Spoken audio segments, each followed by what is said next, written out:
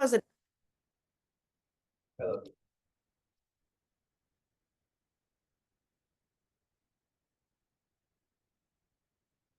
Hi, can you hear me? Can you hear me? I can't hear you. I think you're muted. There I am. Hello, everyone, and welcome to the September meeting of ANC3F. I'd like to welcome everyone. Thank you for coming and call the meeting to order. We're going to begin with the adoption of the September agenda and the approval of the July meeting minutes. I expect that our crew has reviewed the July meeting minutes, and I move that we approve them. Second. All in favor? Aye. Alrighty then, let's get to it. Let us start. I believe we have all commissioners present. We have a president. We don't have a president. We have Commissioner Mitchell Baer, Commissioner Adrian Iglesias, Commissioner Marilyn Slotnick, Commissioner Terry Hewitt by phone, and Commissioner Claudette David is not present, but we having a quorum, we will begin the meeting. I want to start everybody with commissioner updates, and I'm actually going to start because I am giddy over our wonderful Van Ness Main Street celebration last Saturday, and I just think it is like I want to all just loudly celebrate Gloria Garcia and the amazing event she put on. She brought together so many people in our community to like not only dance with Taylor Swift, but to support local artisans. I bought this beautiful, everybody, little planter made by our neighbor Sharon Wong. It was such bread first, had amazing barbecue. It was just an amazing. And then on top of it, we all, a lot of us did some community service and cleaned up the Forest Hills Park. It was a remarkable day. So I want to just quickly, because Gloria is joining us from the airport, I want to just quickly, if everyone doesn't mind, turn it over to her because please take a victory lap, Gloria. It was a remarkable day. You're on mute. Yeah, no, I couldn't Okay. unmute me. Yeah. No, I want to thank the whole community, but I can't do this alone. We have an incredible events committee and we have incredible volunteers. We had 30 volunteers, and I want to give a big shout out not only to my committee, but to Jackson Reed High School students.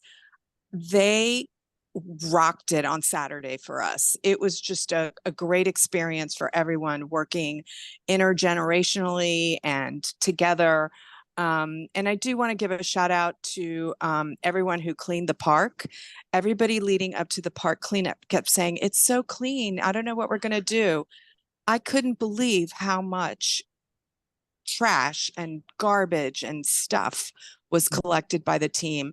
And so part of the update, aside from thanking everyone, is that we do have another ad hoc Van Ness Main Street committee that is working to create community and was there on Saturday to sign people up. So if you're interested, reach out to me because I will connect you to get on this Google group to receive updates. But we look forward to more quarterly cleanups and trying to bring music and dance to the park in the near future.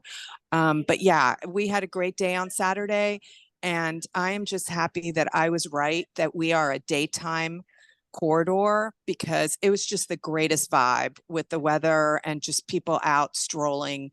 It was the first time I had seen that many people out on the avenue in a long time. So it was exciting. So thank you everybody who came out, and mark your calendars because the next one is at Forest Hills Park. Playground. We're doing Spooktacular on October 27th, and then we're doing our holiday pop-up.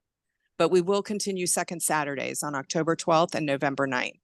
So thank you all. And I do want to inform everyone that Rosedale will be opening in a couple weeks. They're opening the second week in October, soft open. So that's exciting. I met with Ashok Bajaj last Friday as well. So, and if you all saw, Il Supremo opened on Saturday during the festivities. So hopefully, slowly but surely, we will be opening all these new businesses. Amazing. Thank you so much for your hard work on that. It was really, It congratulations. was fun. I really It was loved really it. fun. It was fun. Yeah. Thank you all. Thanks. Have a safe flight. Thank you. Appreciate it. Okay, so now back to our regularly scheduled commissioner updates. Commissioner Slatnik. I'm going to make my remarks under my schools and universities committee report. Okay. Commissioner Bear. I will make my remarks under my Committee of Parks and Wetlands Committee report. Commissioner David. Right now, in my S&D, I am working with Pepco for overpayments for 4740 Connecticut Avenue. Thanks. Okay, great.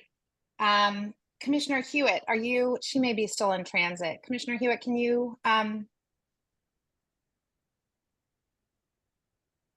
you know what, we'll come to you when you are in one place. So we'll come back to you. All right, thank you. Moving on, let's go directly to our committee reports. And would you want to start streets and sidewalks? Paul Harrison. I'm so Yes. sorry to interrupt you, Courtney. Commissioner Oh, Adrian. Yeah, Sorry, did I miss you? yes, but less important I'm than so me, sorry. Commissioner Hewitt does have an update. She just wasn't able to unmute herself, so I'm unmuting her now, I think. Oh, okay. Thank you so much. I'm Um, sorry. Yeah, no worries. There we go. I think you're good to go, Terry. Also, I think I skipped you. I'm sorry.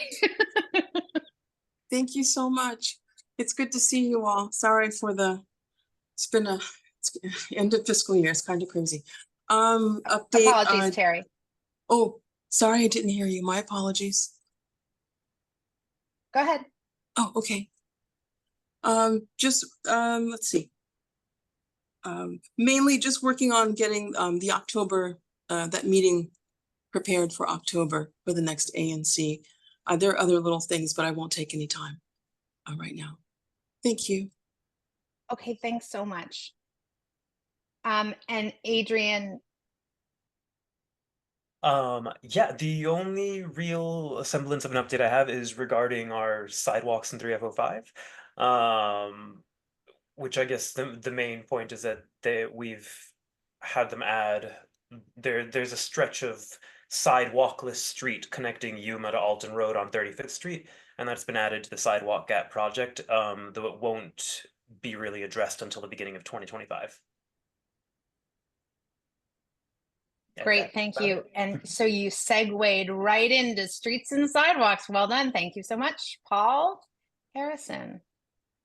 I see you're here, but I don't see you. Here we go. Hello.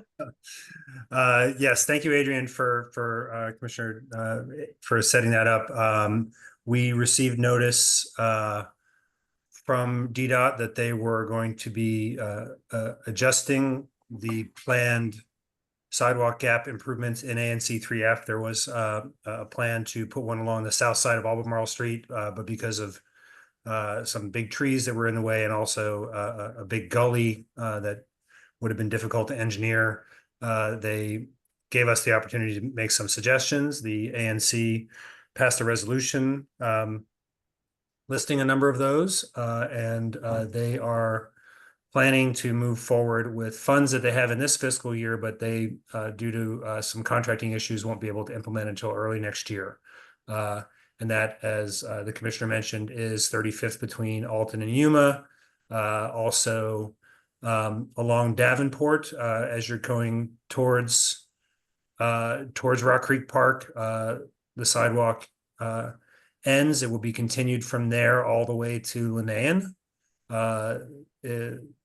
I believe both sides of the streets from both sides of the street from the intersection of Davenport and 30th will be extended up the hill, so that connection will be made.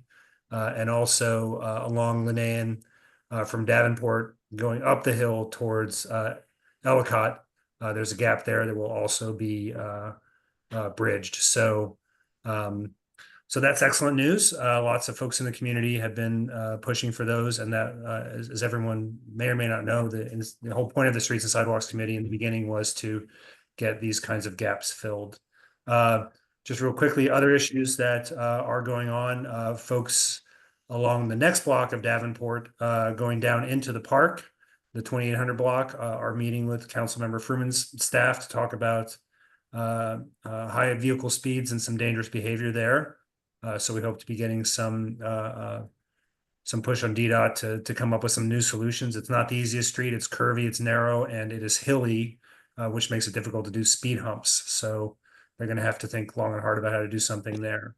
And lastly, we continue to focus Don't on. forget, we're risking life and limb to go count cars there tomorrow morning, Paul. It's true. It's true. So you can measure the speed of the cars on your street just using a stopwatch and some chalk.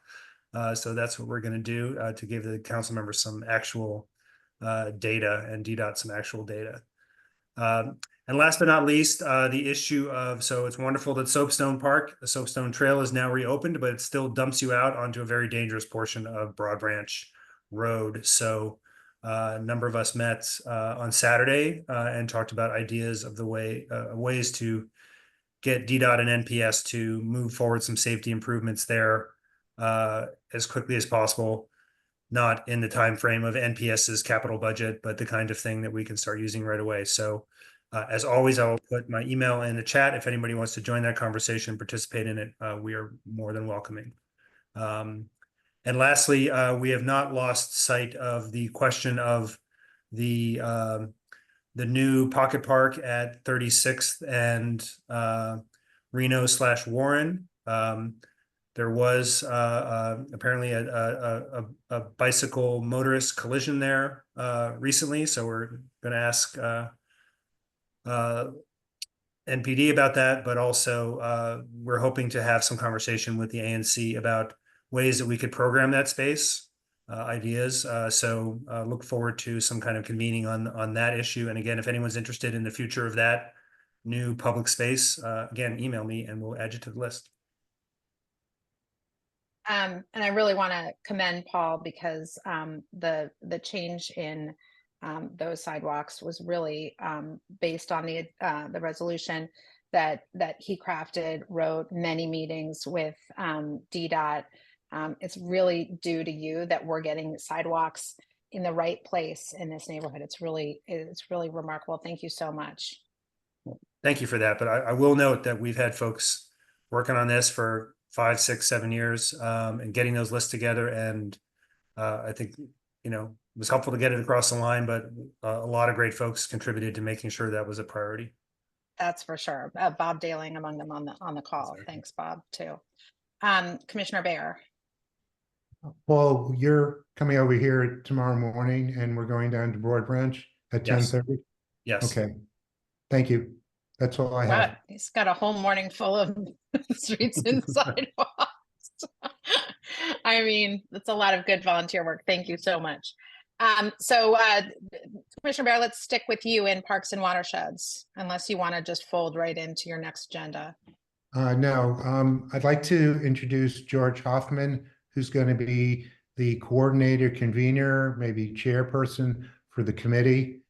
He's been working with me for several months and has helped out a great deal and has volunteered. So I'm turning it over to him. Will be obviously his contact on the commission, but I want to thank him very much and acknowledge that he's on the call tonight. So thank you very much, George.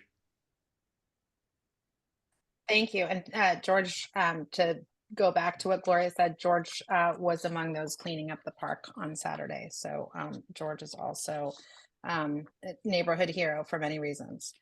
Commissioner Slatnik, schools and universities.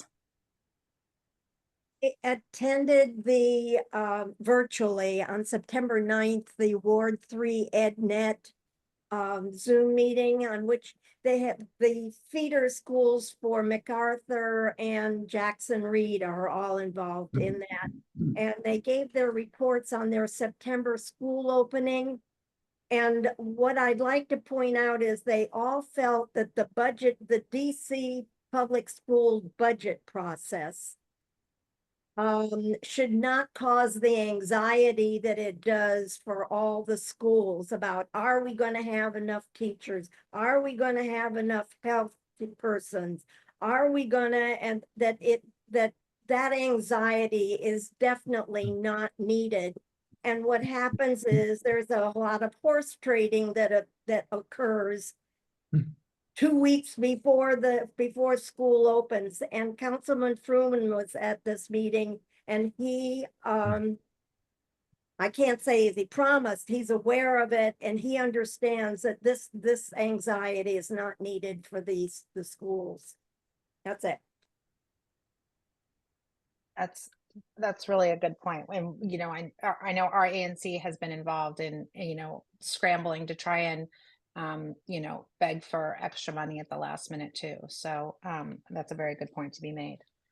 Thank you. Commissioner Hewitt, I think you have a big housing report for us based on your hard work the last several months. I mean, and over time, but particularly some really important meetings you've had for over the last several months. Thank you, Madam Chair. So there was a meeting, there was an inspection held at the Connecticut House. I have to give kudos to the Department of Buildings, willing to engage the Department of Housing and to come together to do an unscheduled inspection. And they found, unlike past inspections where they got a clean sweep, everything was, no pun intended, everything was good. Sorry, can you hear me? Pardon me. Yes, we Yeah. can hear you. This inspection proved that for the 3 months that tenants from Connecticut House came to our ANC meetings, it reinforced what they were sharing with us. And there were vast number of nests of rats and mice and other rodents that we really hope and never are in our own home, and hopefully are not occurring in Connecticut House at this point. There was, so what happens is that the Department of Buildings and the Department of Housing have 2 different approaches to inspections. When the Department of Buildings, by policy, when they inspect, they have to notify the landlord. And in doing so, they're trying to work that policy differently, but that's not for this conversation. That's just a little background information. The Department of Housing, they have a different approach. They're the overarching, and they can provide stiffer fines. They can levy stiffer fines. There are stiffer ramifications to that. And so my understanding is a Connecticut House, they were given 30 days to adhere to what the inspector cited. And from what I understand, that has happened. And I'm engaged in conversation with both Department of Buildings and Department of Housing. I haven't had a chance to talk to OHE, but to have a conversation in October, because there may be other locations. There may not be, but it would be important to look at if there are tenants who are having problems. So thank you. Thank you for the time. It was a success. Thank you. And Terry, maybe you could put your email in the chat if anybody does have neighbors who are experiencing problems, that they could be in touch with us, because I know Terry and I are both working with some of the tenant organizations to try and get a good, strong agenda item on for October, to put a capstone on the work that you've been doing. Thank you very much. I will definitely do that. Thank you so much. Okay, moving on to DC Water. Mitch, Commissioner Bear, I'll let you introduce our friends at DC Water. We're going to focus today, DC Water, on the Albemarle Street closure. And we'd like to really hone in on some time for the community to be able to ask you some questions, and as commissioners to ask you some questions about that work and how it's proceeding. Commissioner Bear. Well, thank you very much for the introduction. I will turn it over to DC Warder not to take any more time. Is Peter, you there? Are you doing it, or is Good evening. I'll be making the just providing the updates. We don't have a formal presentation. We'll just go over basically what's taking place now. As you know, we're currently working in the between 32nd Street and Connecticut Avenue along Albemarle. Pretty much in the mobilization phase. The fences have been installed. We're getting our materials on site. We're anticipating for the work to pick up starting next week.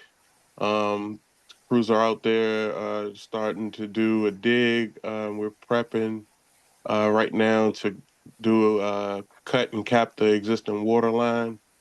Also, we're installing our shoring and trench protection and performing some utility investigations just to see where all the utilities are in that area. We anticipate beginning the 24-hour work shifts possibly beginning next week.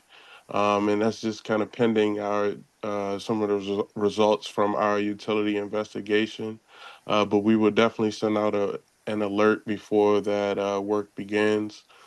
You'll also notice some of our contractors throughout the park, they'll be continuing to do the watering and plant maintenance.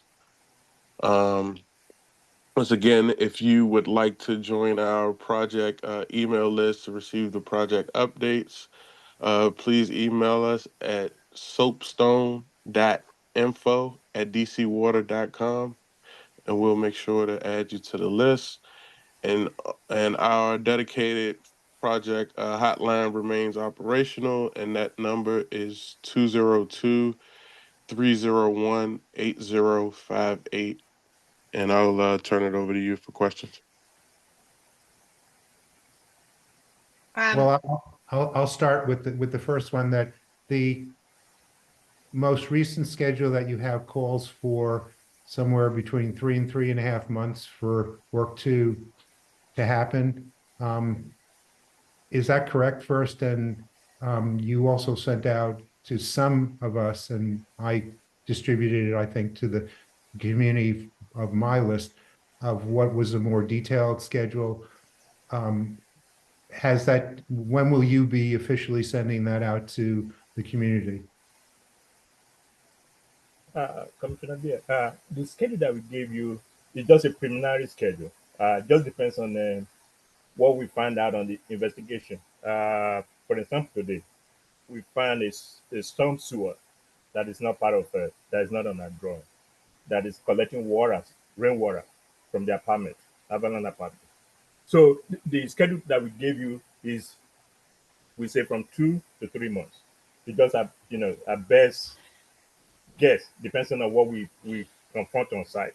But we are open that we're going to finish by hopefully in 2 months. But just giving ourselves a room, to operate. So the schedule, we'll be able to tell you once we finish the utility investigation. We'll be able to give you a firm schedule. Okay.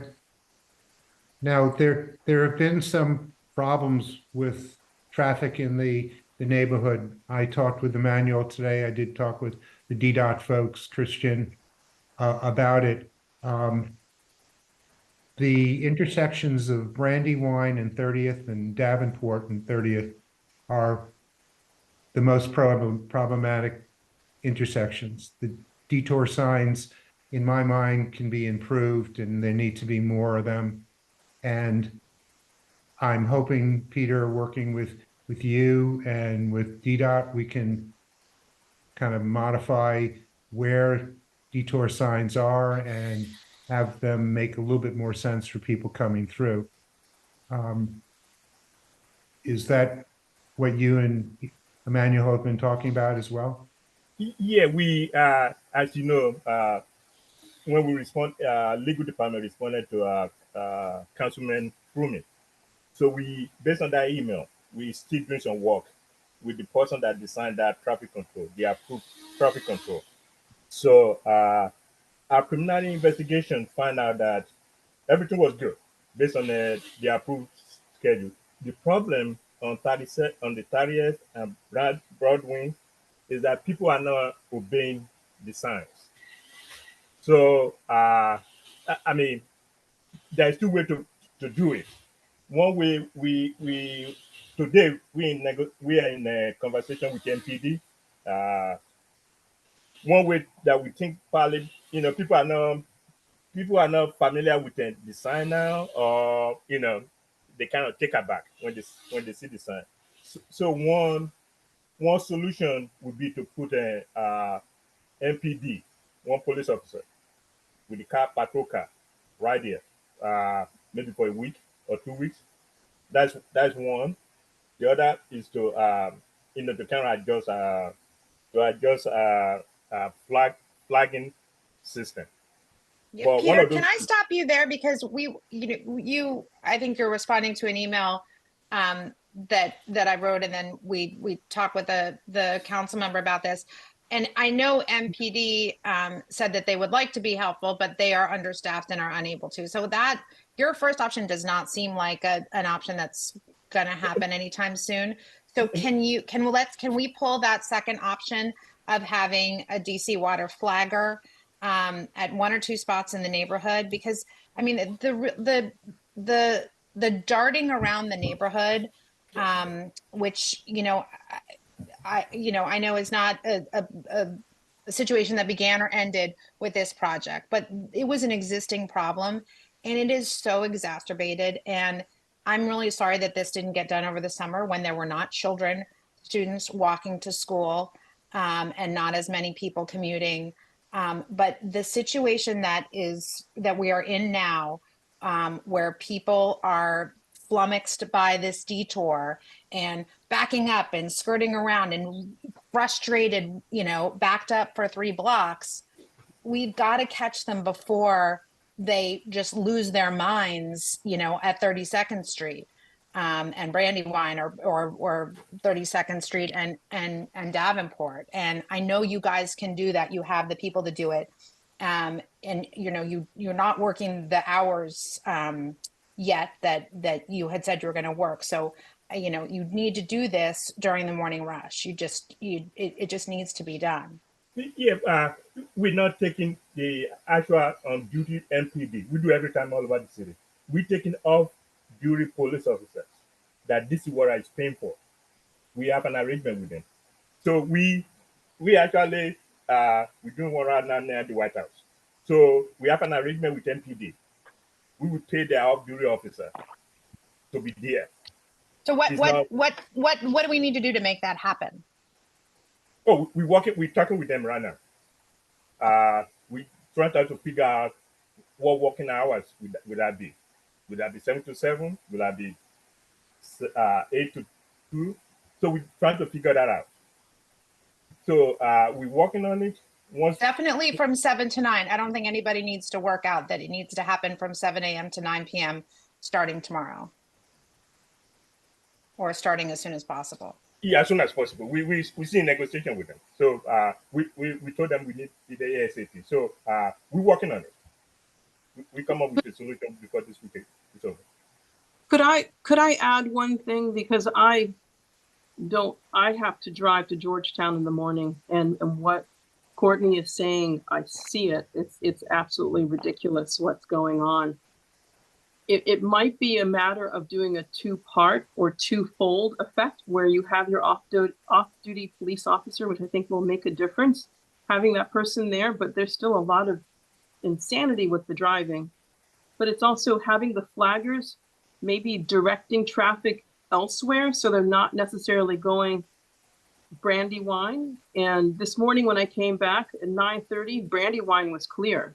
I was surprised. I didn't take Brandywine, but I think it needs to be a 2-fold effect. Yeah, we take a look, but just give you a warning. We can't. Our contractor can't direct traffic. We are not. We are not allowed to do that by NPD. So we look at it. We're in discussion with NPD, and we see how they can help us with it. They already asked for information. We gave it to them. So we are working on it. So we But don't want Peter, to- I feel like a lot of times you tell us you're working on stuff and then things don't happen. So like, what do we need to do?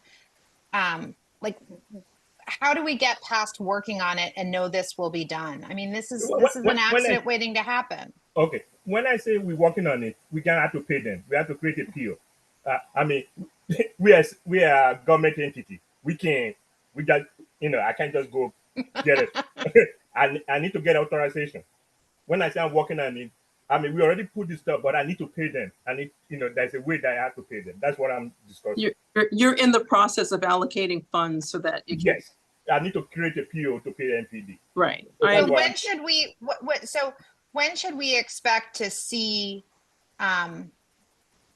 Should we expect to see someone next week? Is that like the kind of attention you're putting to this? Because I want to be able. People are really upset, and I think they're right to be upset. Yeah, this is what. Yes, we striving to get somebody out to find a solution for you guys starting Monday next week. That's what we are working towards. I'm impressed. Yeah, but just bear in mind, we government entity. We can't. I mean, we're not like a private company that can just write a check. So, my time job is a budget job at the federal level, so I'm impressed that you can do it in a week because it usually takes it takes a little bit longer. So that's pretty cool. Whatever time frame it is. Thanks. We're working. We just want to make sure everybody is safe. That's our number one priority. Commissioner Bear, do you have anything else? No, I don't have. Why don't we open it up to the community to have any comments that they have? And I have some comments that were sent, some questions that were sent in. So I'm gonna, so I think you answered that the 24/7 schedule, because this has been something I've heard a lot of. These are questions that were sent in. Are you really doing a 24/7 schedule? People are noticing that the work is cutting off at 2:30 in the afternoon. And we've already been closed, almost 2 weeks. Did you say when you believe that 24/7 schedule will start? I know you said you're doing utility, but is that next week? Knowing you're a government entity, can you give us when people can expect, because already they're feeling the pain of this. So when can people expect to see that it's, we're full speed ahead, keeping this closed as for a short period as possible? If you can, I would say today, if you can see, they already did the footprint of where the shortage is going to go, the 16-foot diameter. They already established that today. But the investigation that we're talking about doing, that kind of determine when we do the 24/7 is the 10-inch storm water that is coming from the Avalon apartment. That's a critical line that we need to bypass. So that's what the investigation that the utility company is doing right now. Hank or hire somebody else to do it. We believe we are thinking there's another manhole, right at the slope near the apartment that we haven't found yet. So they're working on it. They're trying to figure out. They're using laser to figure out where that line, that manhole or that line is. So that will determine if we find it today. We will start. If they find it tomorrow, we will start the 24/7 next week. So that's critical that we find that line from Avalon, because if we can't find it, then we have to go. We have to go next to the apartment at the garage to bypass it. So we're trying to make life easy for everybody. That's where we are. So we can't. I can't. That's.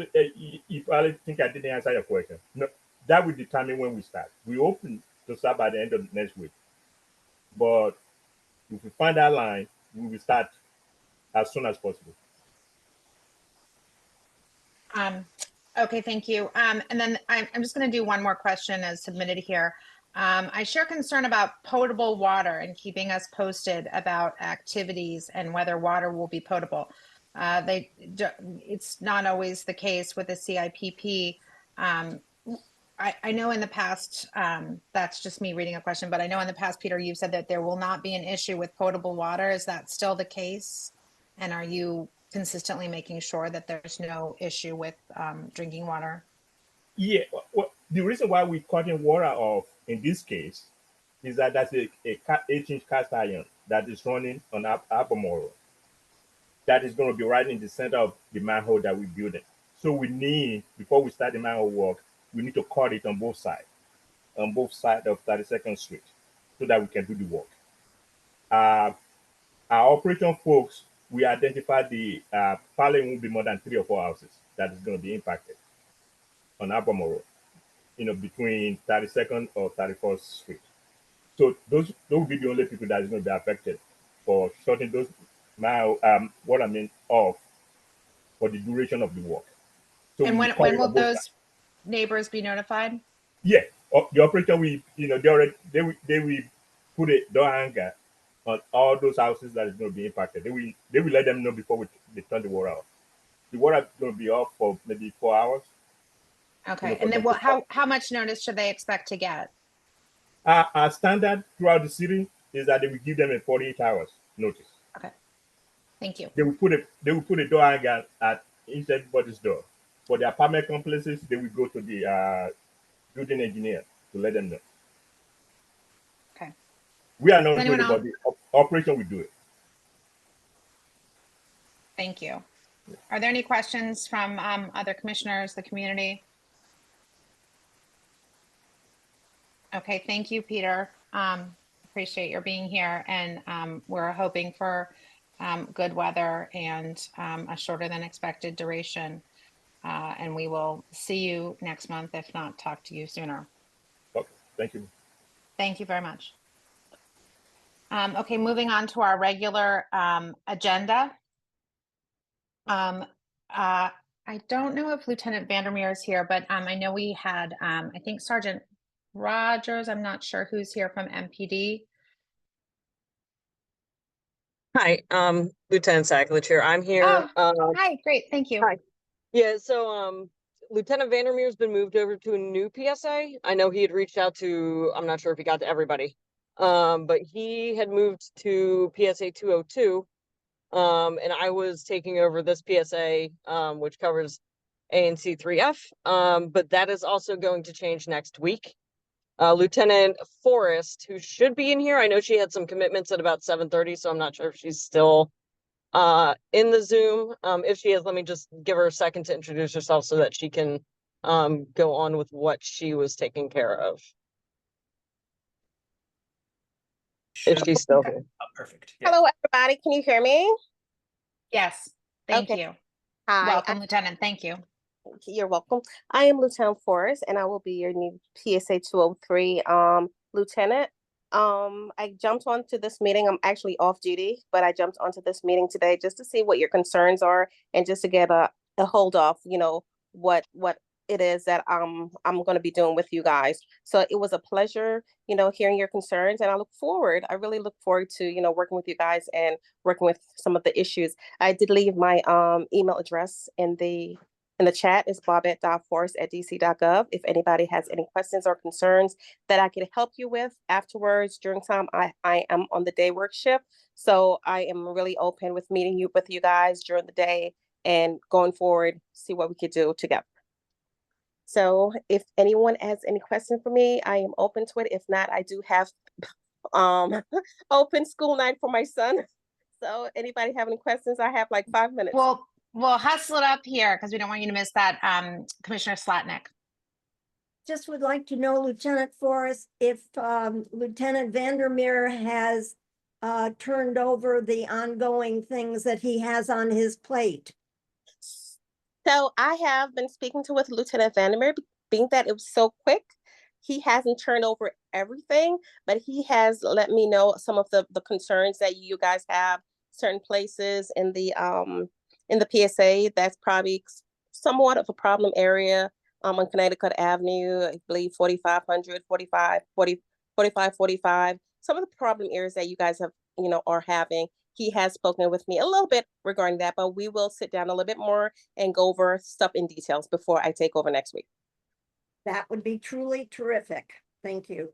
And even me myself, I have been riding around yesterday, today. I've been riding around the neighborhood just to see what was going on with regarding to any, open air marijuana or anything to that concern, just to see what was going on, just to give me a hands-on, like a first look, because I'm a hands-on person, so I like to be up close and personal. So you guys will definitely be seeing me in the neighborhood.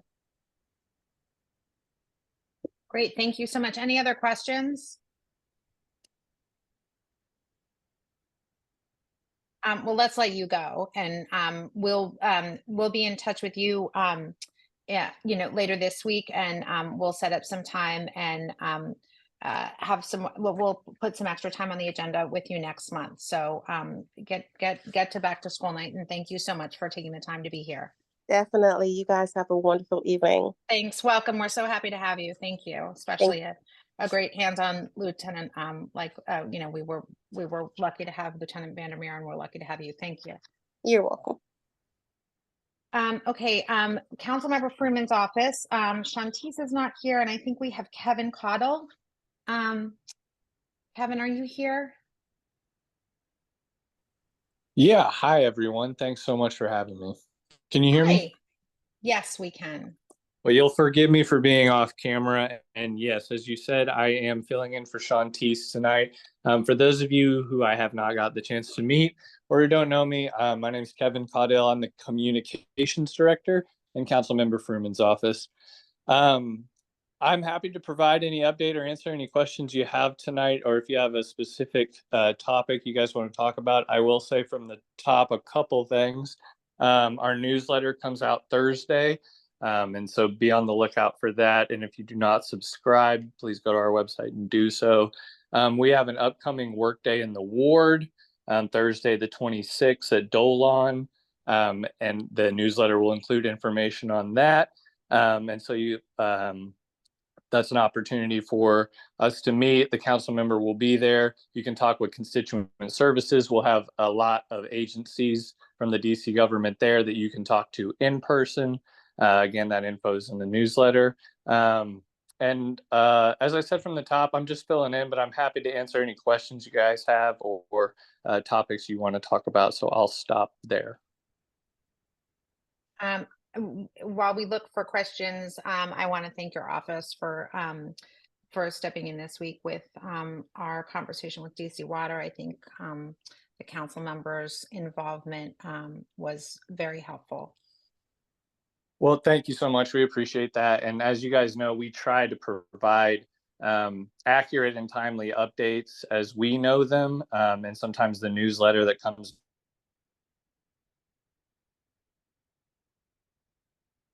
Oops, I lost him. Do you guys hear him? Oh, Kevin. He must have known I was going to ask him about the Jackson Reed Theater. Okay. So yes, we get it. While there's a lull, Lieutenant Sakalich, I'm sorry if I said that wrong, Lieutenant Sakalich, might have an update that we glossed over. It's okay. She just mentioned, or they just mentioned in the chat that they have some crime stats. If we that would be good. That would be good to hear. Great. Great. I didn't mean to move on from that. I thought she was passing the no, baton. it just came in. So since we lost Kevin, let's go back to Lieutenant Sakalich. Hi, sorry. Yeah, I was just trying to get Lieutenant Forrest introduced real quick so that she can move on with PTA stuff. No. Okay, great. But I am kind of in the middle of nowhere right now on my way to work, so give me 2 seconds. I'll find a lit area to pull over to give you the stats.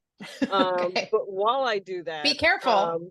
That's why I need to find a lit area, so I'm not trying to, read and drive. But as far as the Albemarle, the construction and everything, I guess they're working on getting off-duty MPD, but I think if we're looking for 7 o'clock to 9 o'clock in the morning, at least for the end of this week, we should be able to cover that.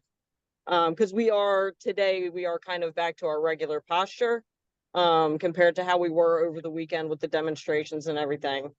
So I should be able to get that in place at least for this week while he kind of works out on budget and everything like that to get the off duties in place. And that would be, just so you know, it's really sort of getting deep in the neighborhood as Mhm. people are racing through, more than at Connecticut and Albemarle where the closure is. It's Right. that It's racing up from everyone, Davenport, racing up from Brandywine. right, everybody avoiding the closure. Yeah. Okay. Thank you. Yeah. So let's see. Gas station looks good. All right, give me 1 second. Crime overall is actually looking pretty good. PSA wide. So for the whole PSA, there were no violent crimes reported in the past 30 days. Violent crimes being assault with a dangerous weapon, robbery, homicide, things of that nature. Burglaries in the PSA are up. The previous 30 days we didn't have any. These 30 days we did have 2, but those 2 burglaries do fall outside of this ANC. They were the burglaries on Connecticut Avenue of the businesses, I believe the 3500 block, but they don't show on the ANC report versus the PSA report. But the main thing, even thefts are down across the PSA by about 28%. And these numbers are from this morning, so whether or not they've changed, they're from about 5 o'clock this morning. And then granted, like total overall crime is down 33% in the PSA, but looking at the ANC, it does still look like just thefts, mainly retail, are still the main issue, and they are up. So we had 3 crimes more than last month reported this month. If anyone has any questions on those. Nobody has questions about those. Yes, You have a Okay. question about, Well, oh, not necessarily about those, about any of that. of Yeah. course. No, we just Yeah. had a question in the chat about the barricade inside the Brandywine. yes, I live right next door, and there were 8 cop cars out front with shields, AK 47 rifles going into the Brandywine. So I don't know what happened with that. Can you please report on that? This was within the past week. It was a couple days ago, I believe. No, it was within the past week. Right. Yeah, I'm sorry. I haven't I've been at work for a couple weeks straight, so my days are a little bit blending together. But it was within the past week. It was a swatting call is what it was, that someone had called in reporting that they were being held hostage. So obviously they took it seriously as far as, dealing with an armed person holding someone hostage inside of one of the units. When they got up there, they did find out that it was in fact a hoax call in a swatting incident. So that has been turned over to our Office of Intelligence to follow up on. They tend to follow up on all of our swatting, false 911 calls, things like that nature, because of the gravity of it. Okay, thank you. I appreciate that. Yeah.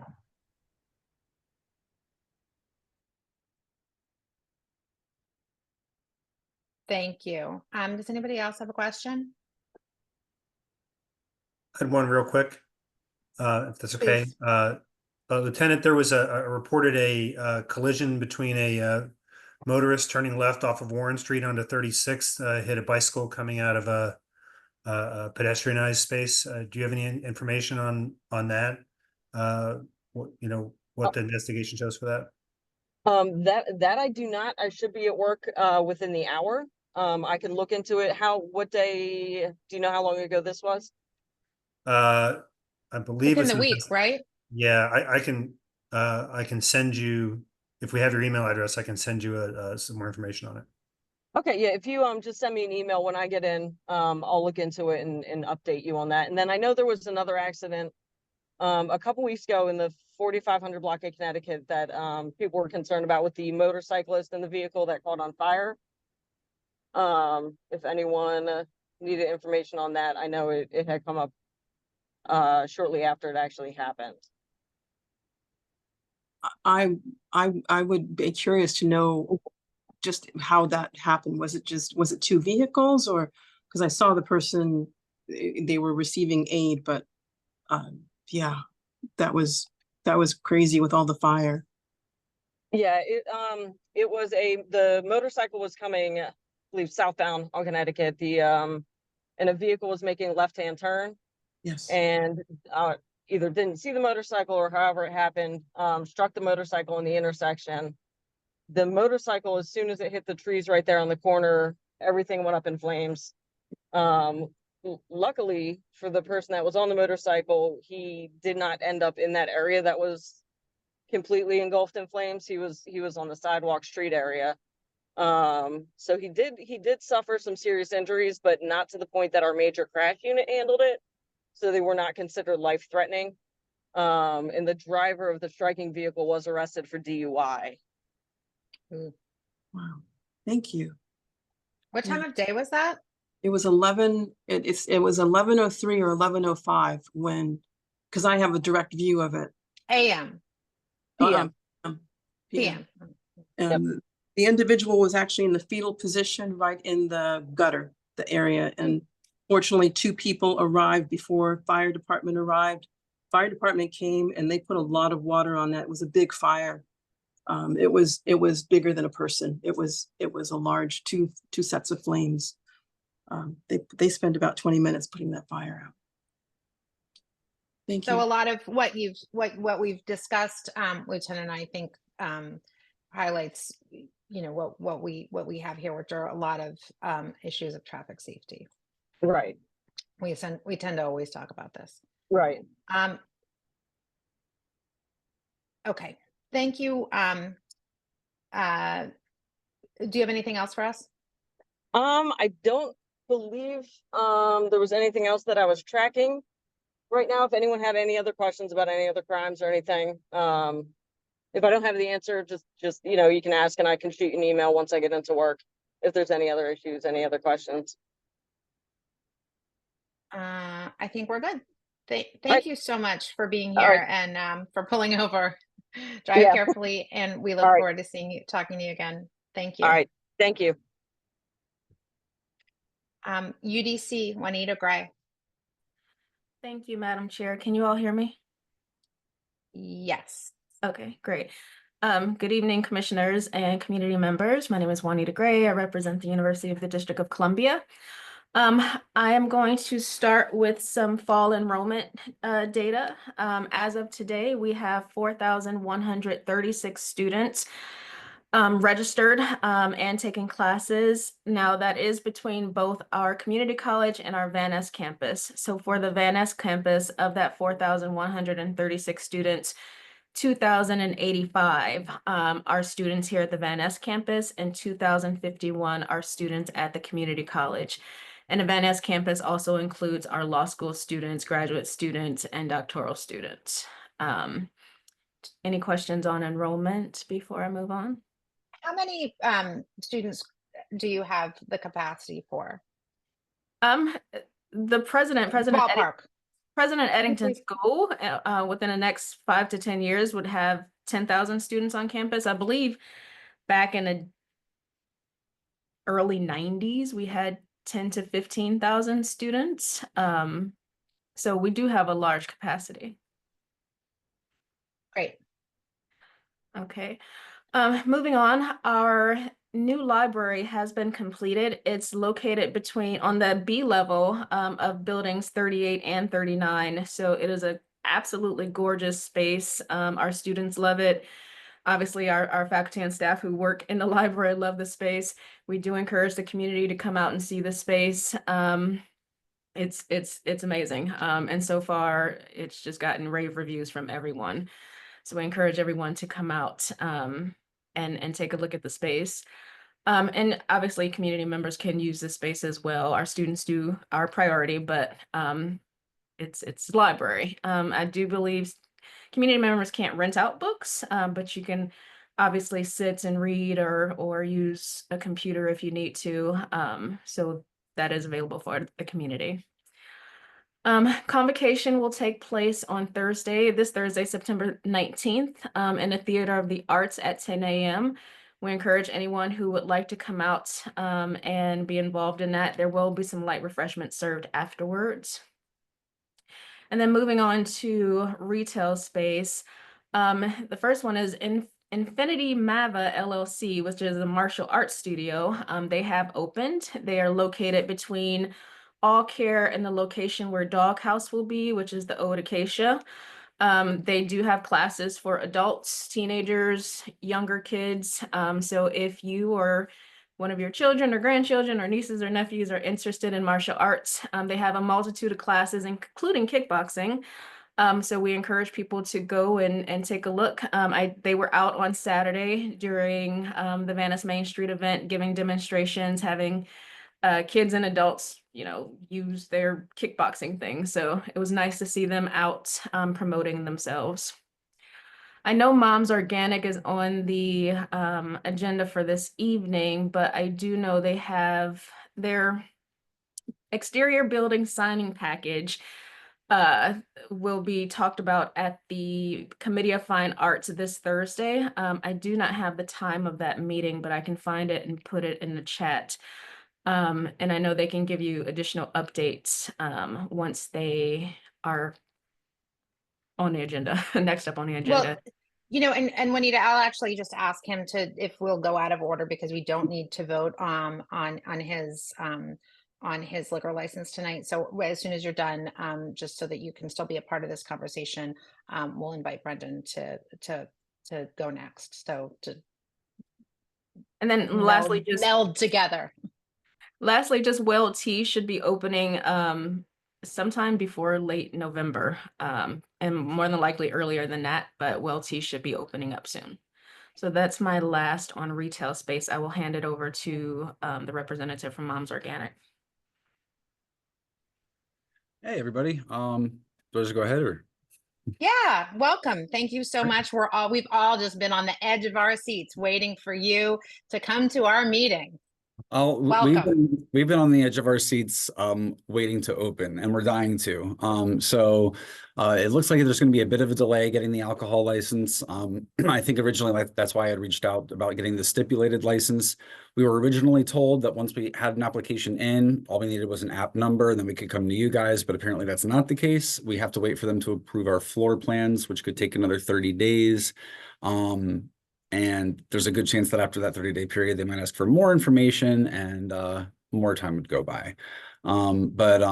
We're definitely going to be opening imminently. I wish I had a solid date for it, but we're super looking forward to being there. And UDC and us, we're putting the final touches on the store. It's pretty much a done deal. So once we have that opening date, like the very last part, dusting everything off and getting the trucks in there is the very last step. So yeah, we're looking forward to being there.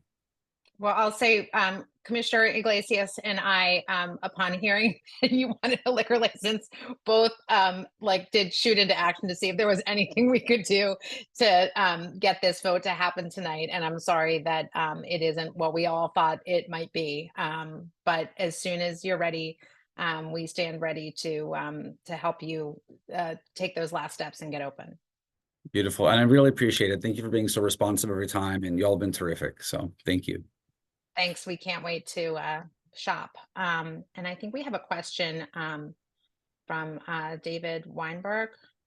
Yes. Hi. Thank you very much. And John, we're really very anxious to see moms take down the temporary signs and coming soon, and looking for you to arriving in the neighborhood. So welcome, and can't wait for it to happen. Question about the liquor license. So is a liquor license intended to sell, presume, wine and beer to take out, or only for beer and wine for off-premises use, correct? And will there be an opportunity, and I hope the answer is sometime yes, for outdoor dining outside of Mom's? You've got a wonderful space, and it would be great if either wine and beer or sandwiches or other things that might be sold at Mom's could be consumed outside on that wide expanse of a patio. Can you comment on that? That would be nice. I'm not sure what the situation is with that. I could talk to our director of construction to see if something like that's going to happen. I'm not sure what the situation is with the outdoor area quite yet. Not to mention what the permitting requirements might be. Yeah, and certainly, nor do I, but certainly, trying to create street life means, first we want to get stores in there, and then we want to get people outside of the stores to consume what they're selling inside the store. So again, it's not day one, but hopefully in the near future that will be looked at. Absolutely. Mr. Weinberg, I think that would be something that the university would also have to weigh in on, being that it's our space and being that we're a district government agency. So that is something that the president, David Franklin, and Javier would also have to be involved with. Very good. Yeah, just again, hopefully we're all rowing in the same direction to bring, bring businesses in the buildings and bring street life outside of the buildings. Great. Thanks, everybody. Thank you for weighing in on that. I- It's a great and- idea. I would say too, just as someone who lives in the area, not as a representative of Mom's Organic Market, it has been quite surprising how difficult it is sometimes to do some of the most basic things. There have been a lot of situations in which we've never had this much trouble just getting permits, making things happen, making decisions about our own store.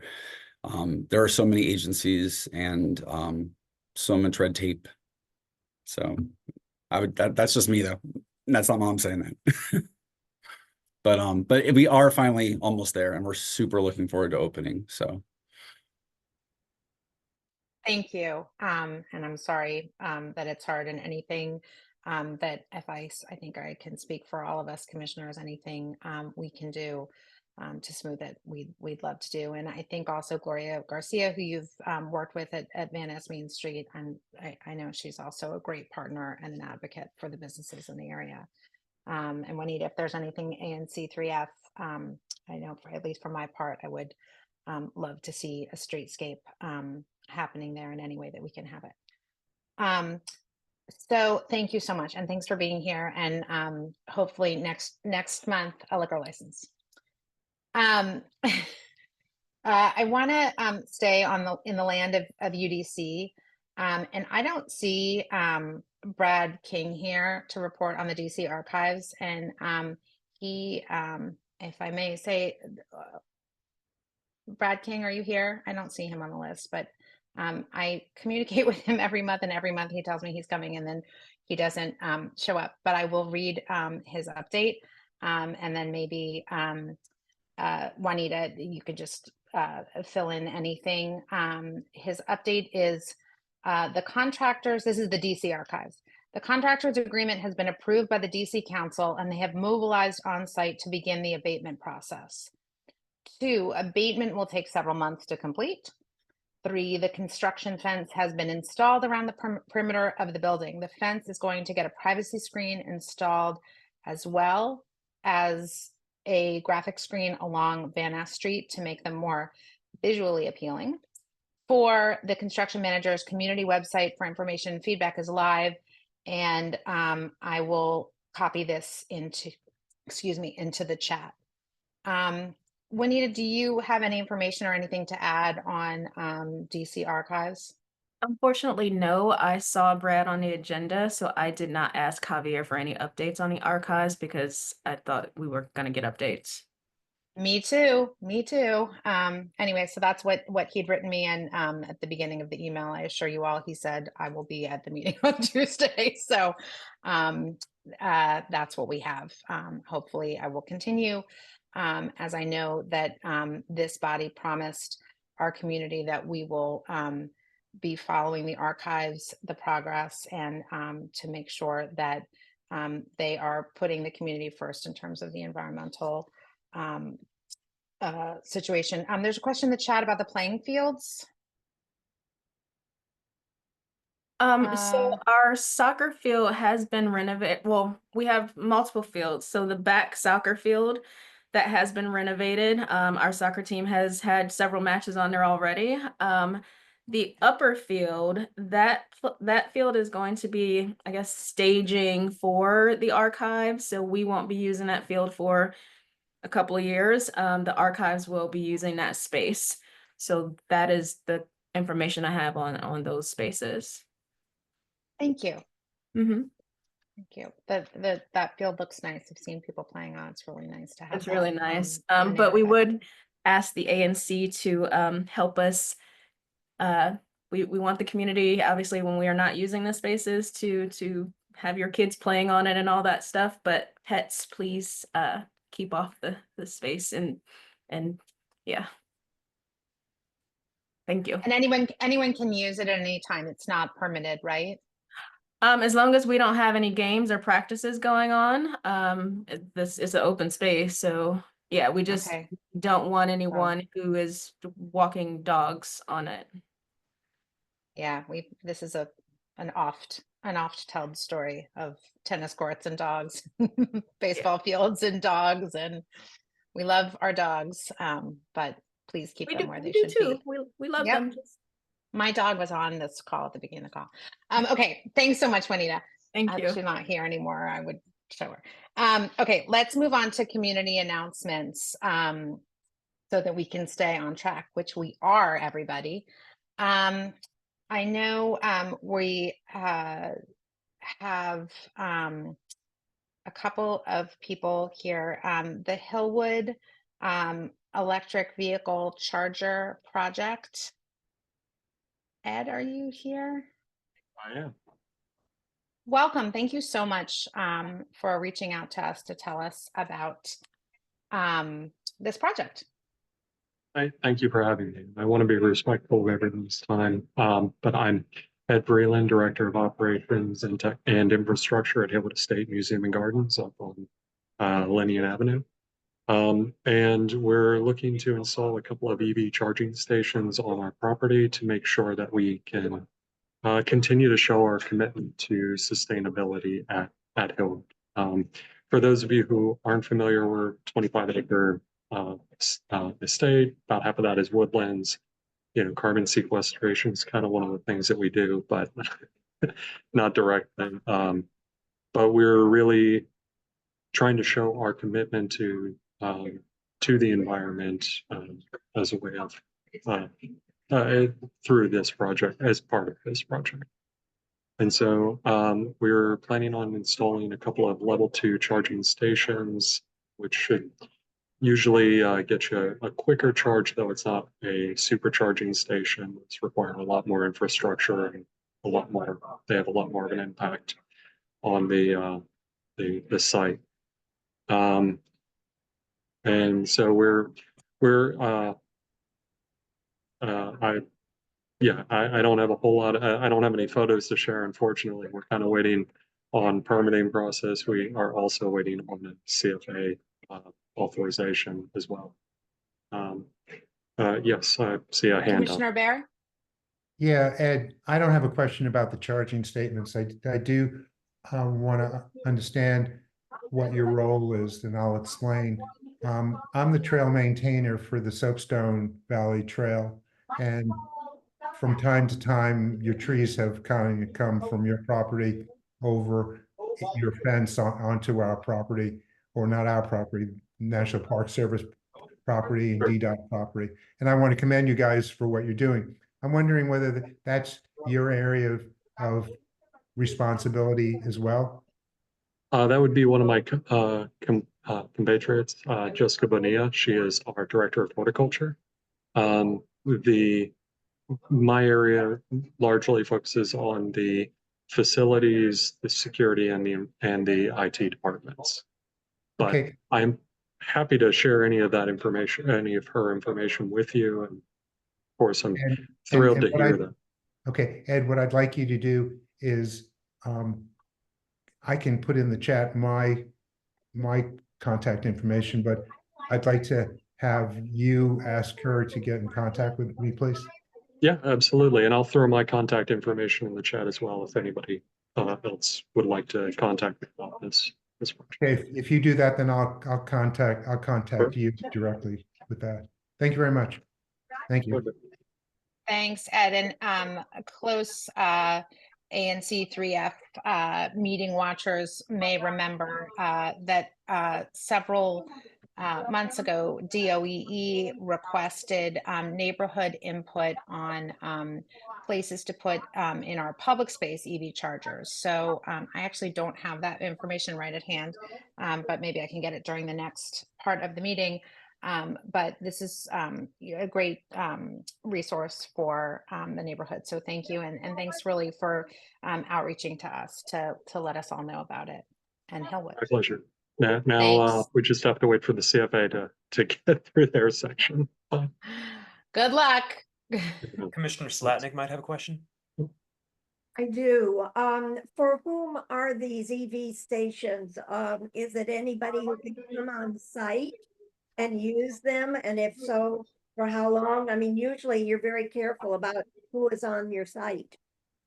That is a phenomenal question. One of the things that we were very keen on, the reason that we're going through all of the additional hurdles that we're purchasing these chargers through a company called ChargePoint. They're already an established charging network, but these are not these are available for any of our visitors to use. Anybody coming to Hillwood would be able to charge their vehicle. I believe the app has that they integrate with has virtual queuing to allow you to set yourself up as next in line if you're when you reach a certain amount of charge or something along those lines. Thank you. Thanks so much, Ed. We might have another question from Sue Guzman. Sue, oh, let me unmute you maybe.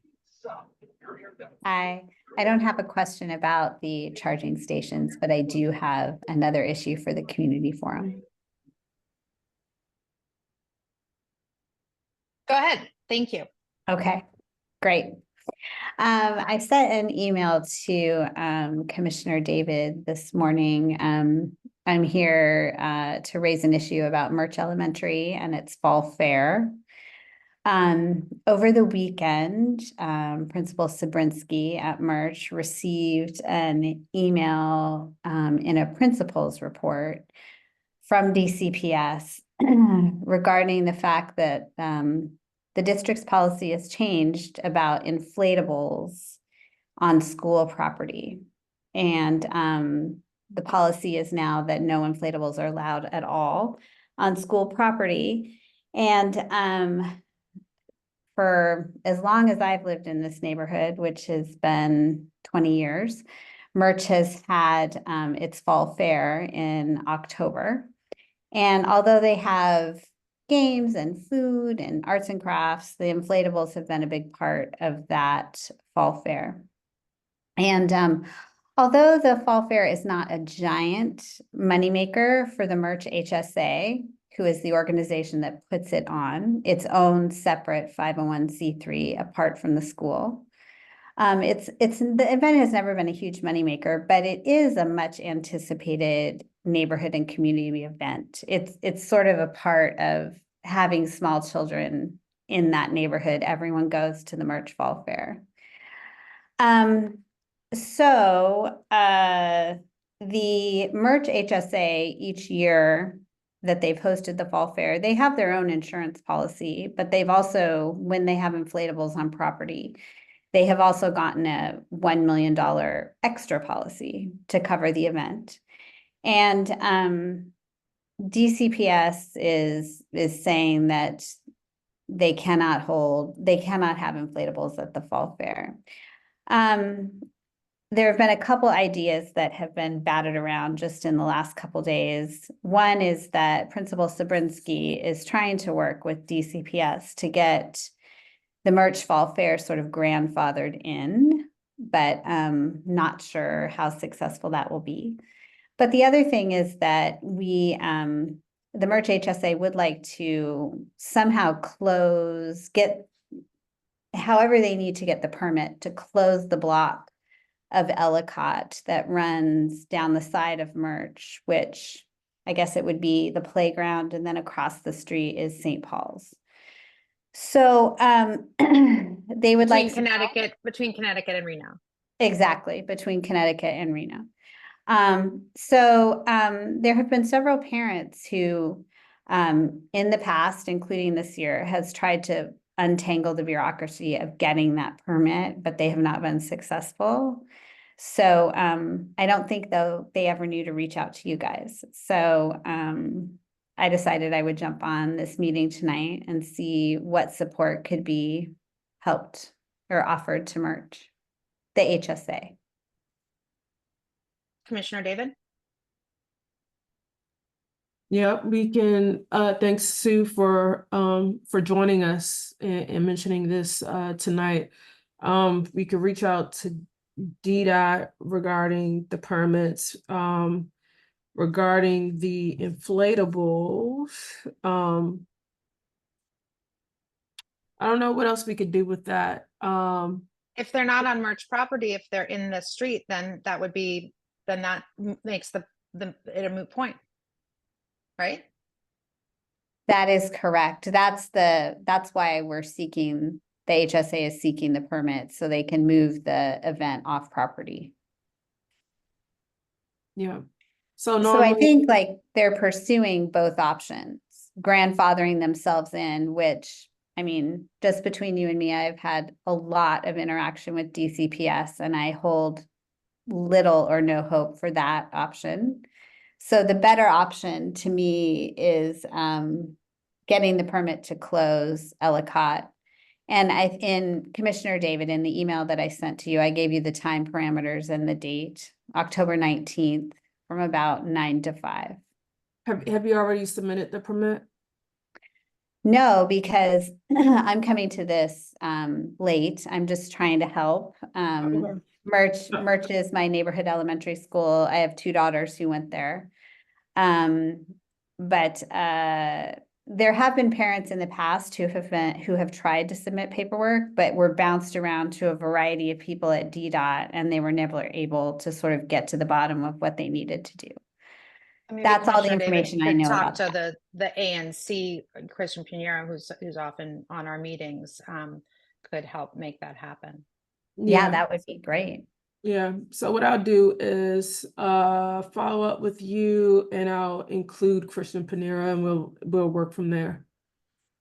Okay, great. Yeah. Can you tell me what the usual time frame is having those kind of permits approved?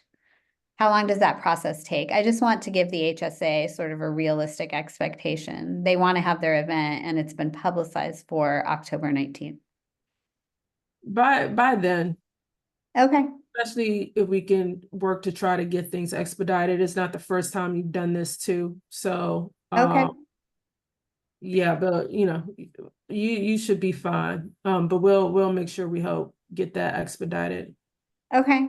Sounds like I came to the right place. Thank you very much. Thank you. Thank you. Hope so. Love that fall fair. Thank you, Sue. You're welcome. Big fan. Not of inflatables, but a fall fair. And just as an added Thank you. alternative from the chat, Barbara Kraft is wondering if you've perhaps reached out to St. Paul's or if they might be willing to host the inflatables on their property. No, that is a really good idea. The entire fall fair would not fit in their parking lot. And I think that if the street was not closed, the HSA would be reluctant to have small children running back and forth across the street. Mm-hmm.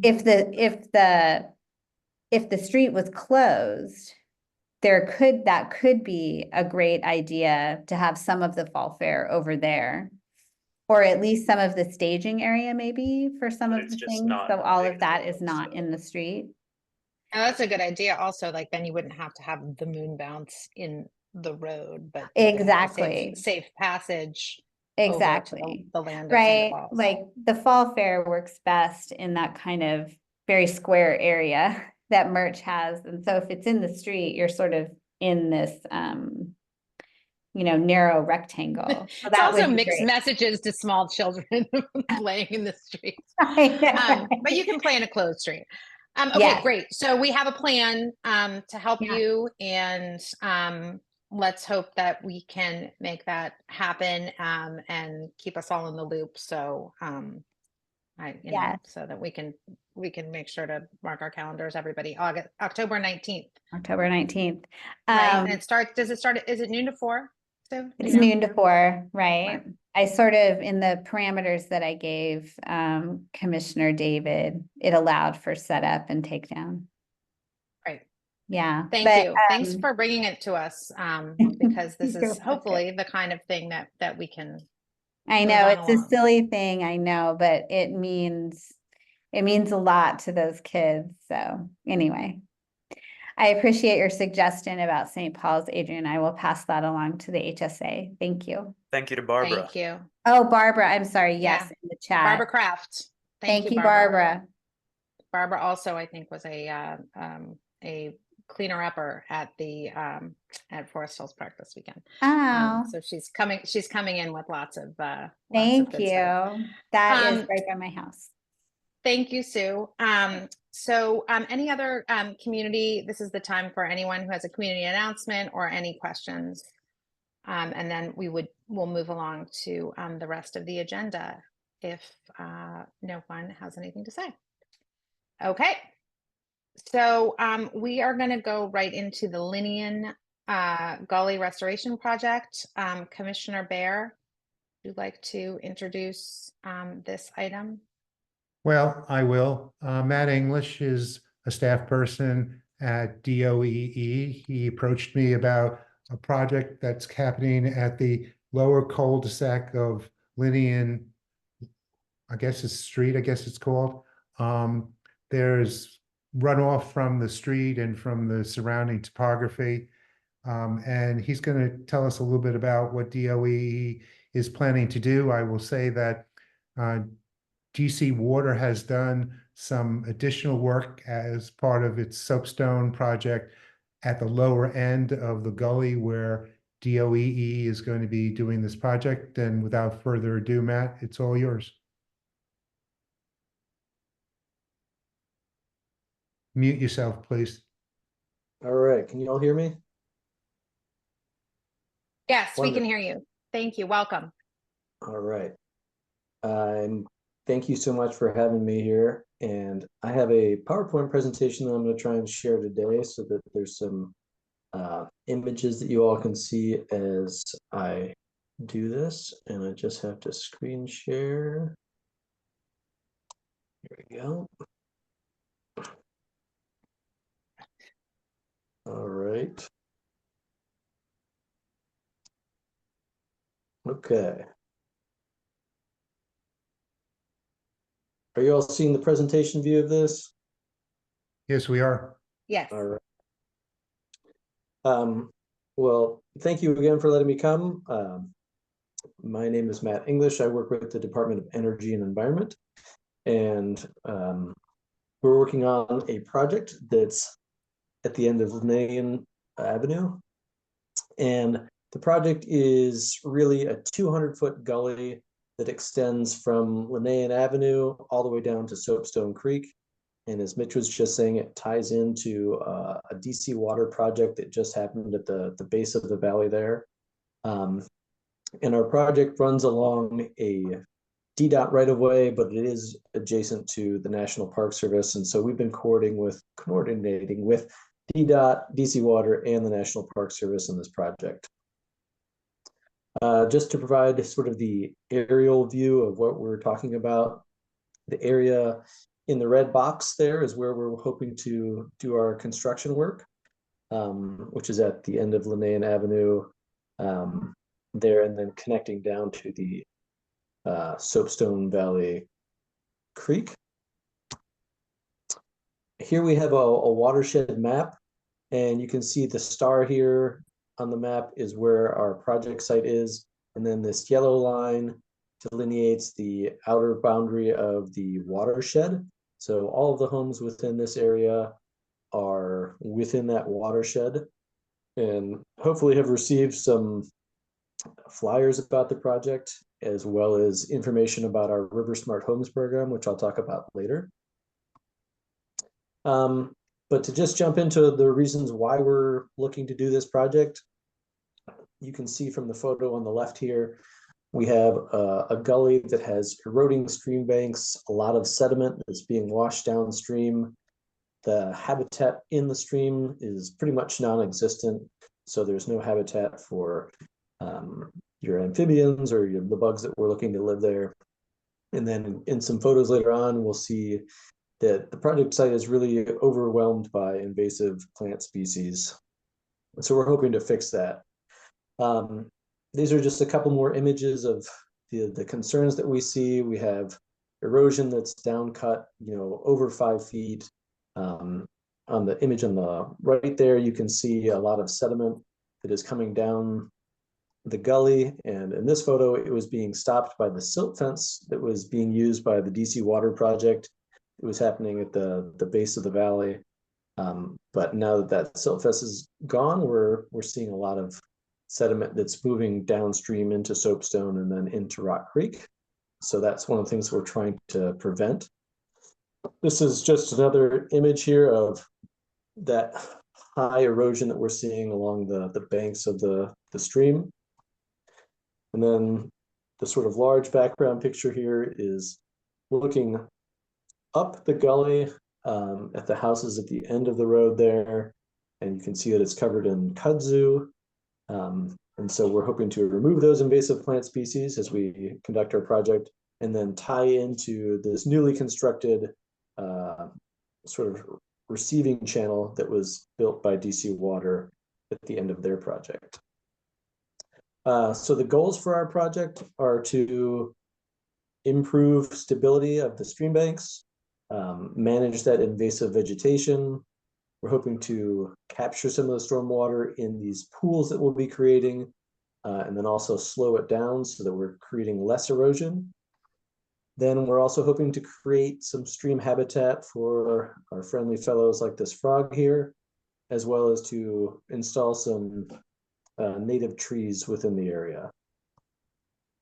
And so for people who haven't seen stream restoration before, the picture on the left is that pre-restoration condition where we have a lot of down cutting. The stream has gone down and it's disconnected from the floodplain in an unhealthy condition. And post-restoration, it looks like with the image on the right there.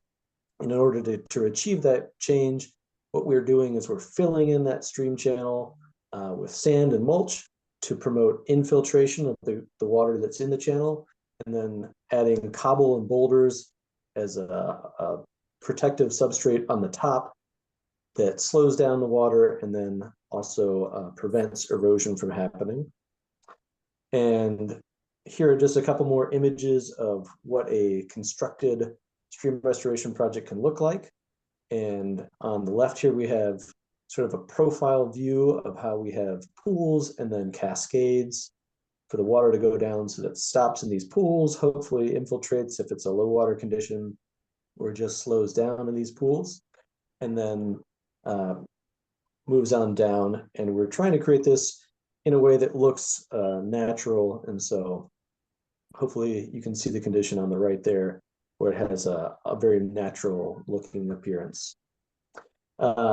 This right here is the actual designs that we have for the project. And you can see at the top here, we have the street and water coming out of the outfall that comes off the end of the street there. And the water will come down a series of cascades and then tie into the project that was constructed by DC Water. And then just for you all to have sort of a project timeline, we awarded our contract for designs in February of this year, and our designer is on the call tonight. And we've been working through several different surveys and whatnot to get to the state we are now. And we have the preliminary designs that we're sharing sort of tonight. And then we're also going to be having future meetings where we'll be discussing with you the additional changes that we'll be expecting. And so that design phase that we're in right now goes from February 24 to January 25.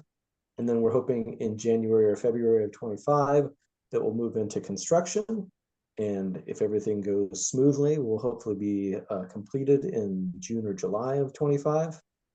And then our contractors will be under contract for several years after the completion of the project to assist with maintenance.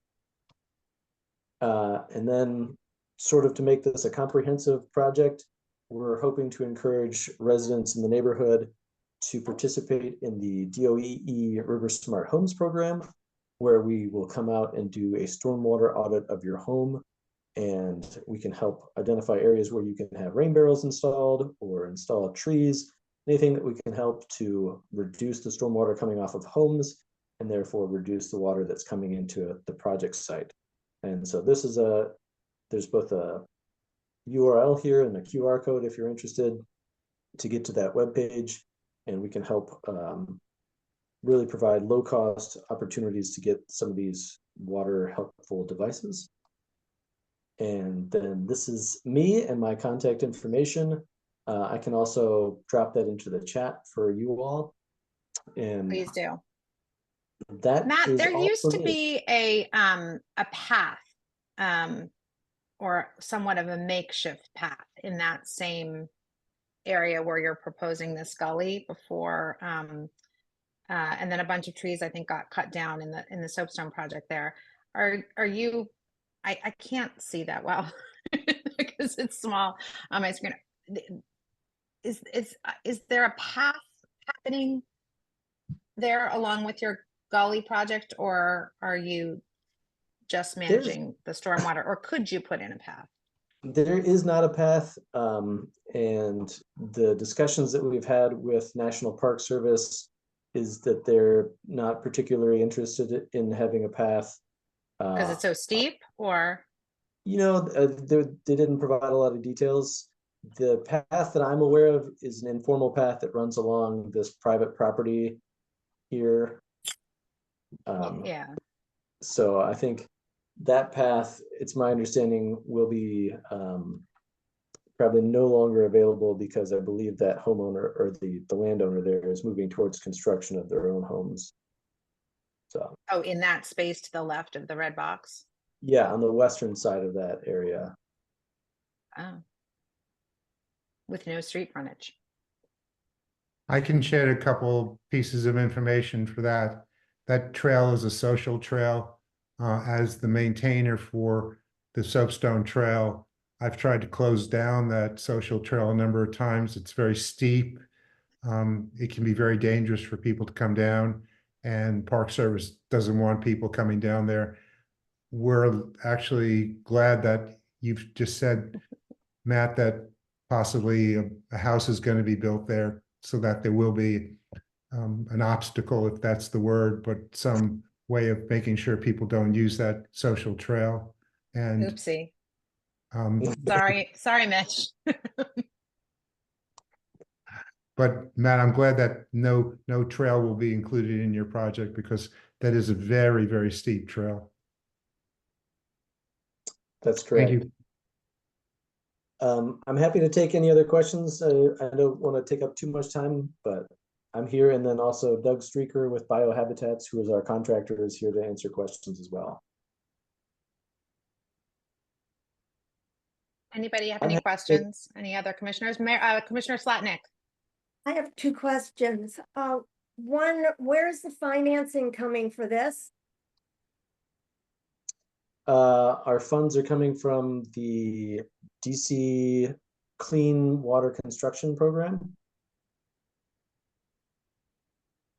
And under whose auspices are you doing this? This is not DC, is it really DC, or is it Smart Rivers Consortium? This is a project that's being conducted by the DC government under DOEE, both for the reduction of sediment and nutrients to the Chesapeake Bay, as well as the secondary improvements of habitat. Thank you. Mm-hmm. Matt, I have another question, please. Would you Sure. send this presentation to me so that I can send it out to the other commissioners and we can post it on our website in an area where we'll reside your information and anything else you have to offer? Sure. Yeah, there is a version of this that I had for our July presentation that I had hoped to give. that is currently posted on the project website at DOE, and I can drop that link in the chat as well. But I can also talk to our Office of Communications to make sure that I can get this very slightly different presentation approved so that I can share it with you as well. Thank you. Great. Thanks, Matt, for coming. And we look forward to continuing to hear from you on as the project progresses. And I'm sorry I walked on that path and I won't do it again, Mitch. All right, thanks a lot. Moving on to this is Commissioner Iglesias's issue, Shane Detman, and the days in parking garage zoning adjustment. Shane. Yeah, Shane is also being joined by Shane, I'm so sorry, I'm forgetting the names. Where are they? Oh, by Gary Williams and Jamie Hauser, who are representatives of the applicants for the actual adjustment. But I'll just let Shane take over from here. Thanks, Commissioner Iglesias, and good evening, commissioners. It's good to be with you this evening, and I appreciate you taking the time to hear a brief presentation on the BZA application. I have some slides that I'd like to share. Looks like I can share my screen. Yeah.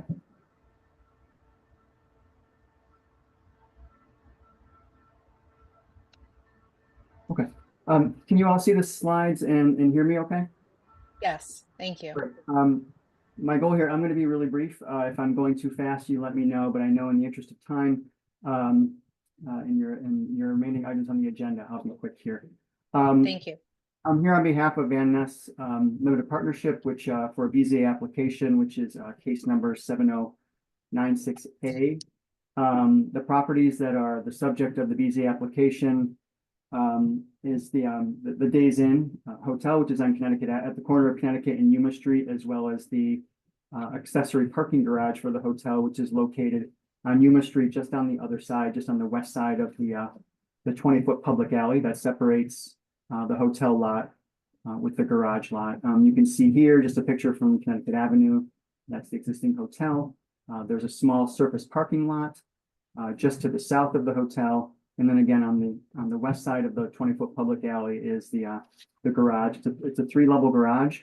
The garage and the hotel were both approved pursuant to a BZA order back in 1963. The reason why there was a need for BZA review back then was the hotel was not able to accommodate all of its on-site parking on the hotel lot under the regulations in effect at that time. And so there was a need to build a parking garage on the garage lot. The garage lot is located in a low-density residential zone, so the BZA approved a use variance to allow the construction of a parking garage on that lot. And then they approved a special exception to allow some of the required parking for the hotel to be located off-site in the garage. They also had some relief for roof structures, which doesn't have anything to do with this application. Under the regulations in effect at that time, anytime the BZA approved a special exception to allow off-site parking, the regulations required the recordation of a covenant that would go in the land records of the district. And so the image that you see on the top there is just a little screen capture of that section of the order, which shows the condition that says the parking that's located in the garage is required parking for the hotel. It says that the applicant has to agree to a covenant in the land records. And that for so long as the hotel exists, the garage has to serve the parking for the hotel. The image on the bottom, as you can see, it's a little capture from the original zoning computation sheet for when the hotel and the garage were constructed. You can see the number of parking spaces that were constructed, 155 total. That consisted of 15, which are tucked under the actual hotel building, and then another 140 spaces that are in the garage on lot 26 on the other side of the alley. So what are we trying to do and why are we trying to do it? We have an application pending before the BZA that's asking the BZA to grant a reduction in the original number of parking spaces that were required when the hotel was constructed to an amount that can be fully provided on the hotel lot, which is 41 spaces, so that the parking covenant that's currently encumbering the garage lot can be extinguished. We're doing that in order to clear title for the garage lot to facilitate a future fee simple sale of the garage lot when the real estate market recovers a little bit more and there's more favorable conditions to sell that property. This is just a comparison of the parking regulations that were in effect when the hotel was constructed and what the current zoning regulations would require for a hotel of this size. It's got 155 guest rooms. And so under the regulations that were in effect when the hotel was constructed in the 60s, the requirement was 78 spaces. And under the regulations at that time, there was no ability to reduce parking due to proximity to transit. As a matter of fact, the hotel was constructed prior to the Van Ness UDC metro station even being open. Under the regulations today, ZR16, the same exact hotel would trigger a parking requirement of 33 spaces, but that could be reduced down to 17 spaces because we're within a half a mile of a metro rail station. As I mentioned, the parking spaces that are on the hotel lot today, there's 15 tucked under the building. And then there's another 30 some spaces that are in the surface lot next door. So that's a total of 41 spaces.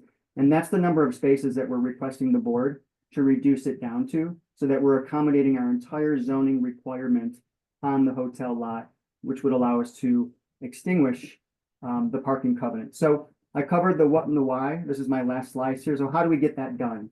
We have to go to the BZA to request a special exception for that parking reduction, because there is a provision in the regulations that says the number of required parking spaces shall not be reduced below the minimum required.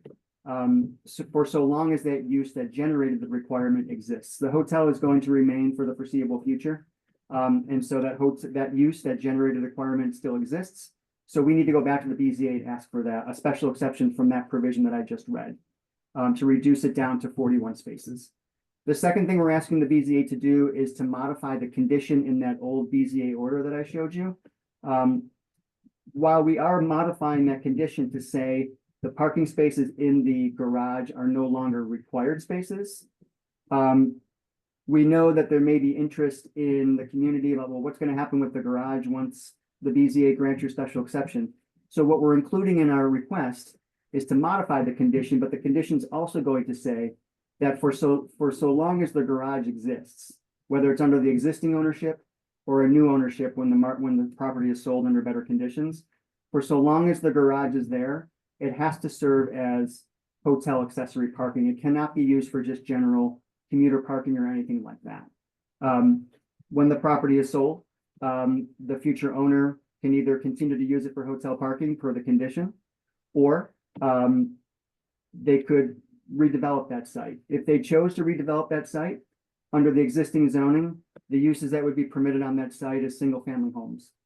They could also pursue a rezoning of the site either as a standalone zoning or a planned unit development. But again, that doesn't have anything to do with this ownership, this applicant, this application, but just wanted to sort of provide a little context in terms of what potentially could come when or if the BZA grants this exception and the property is sold, and what could potentially be down the road. So that's my last slide. I can leave it there and open it up to questions. Does anyone have questions, commissioners? I have a question. Right now, Shane, there's an Avis car rental in that behind spot. This is the second time I'll say this meeting, but like longtime watchers of ANC3F, and this is before I was a commissioner, will know. And I think Claudette, you may have been a commissioner during the time, maybe it was like 4 years ago, when there was a proposal to build an apartment building that bridged the alley. Do you remember that? Were you a commissioner during that time?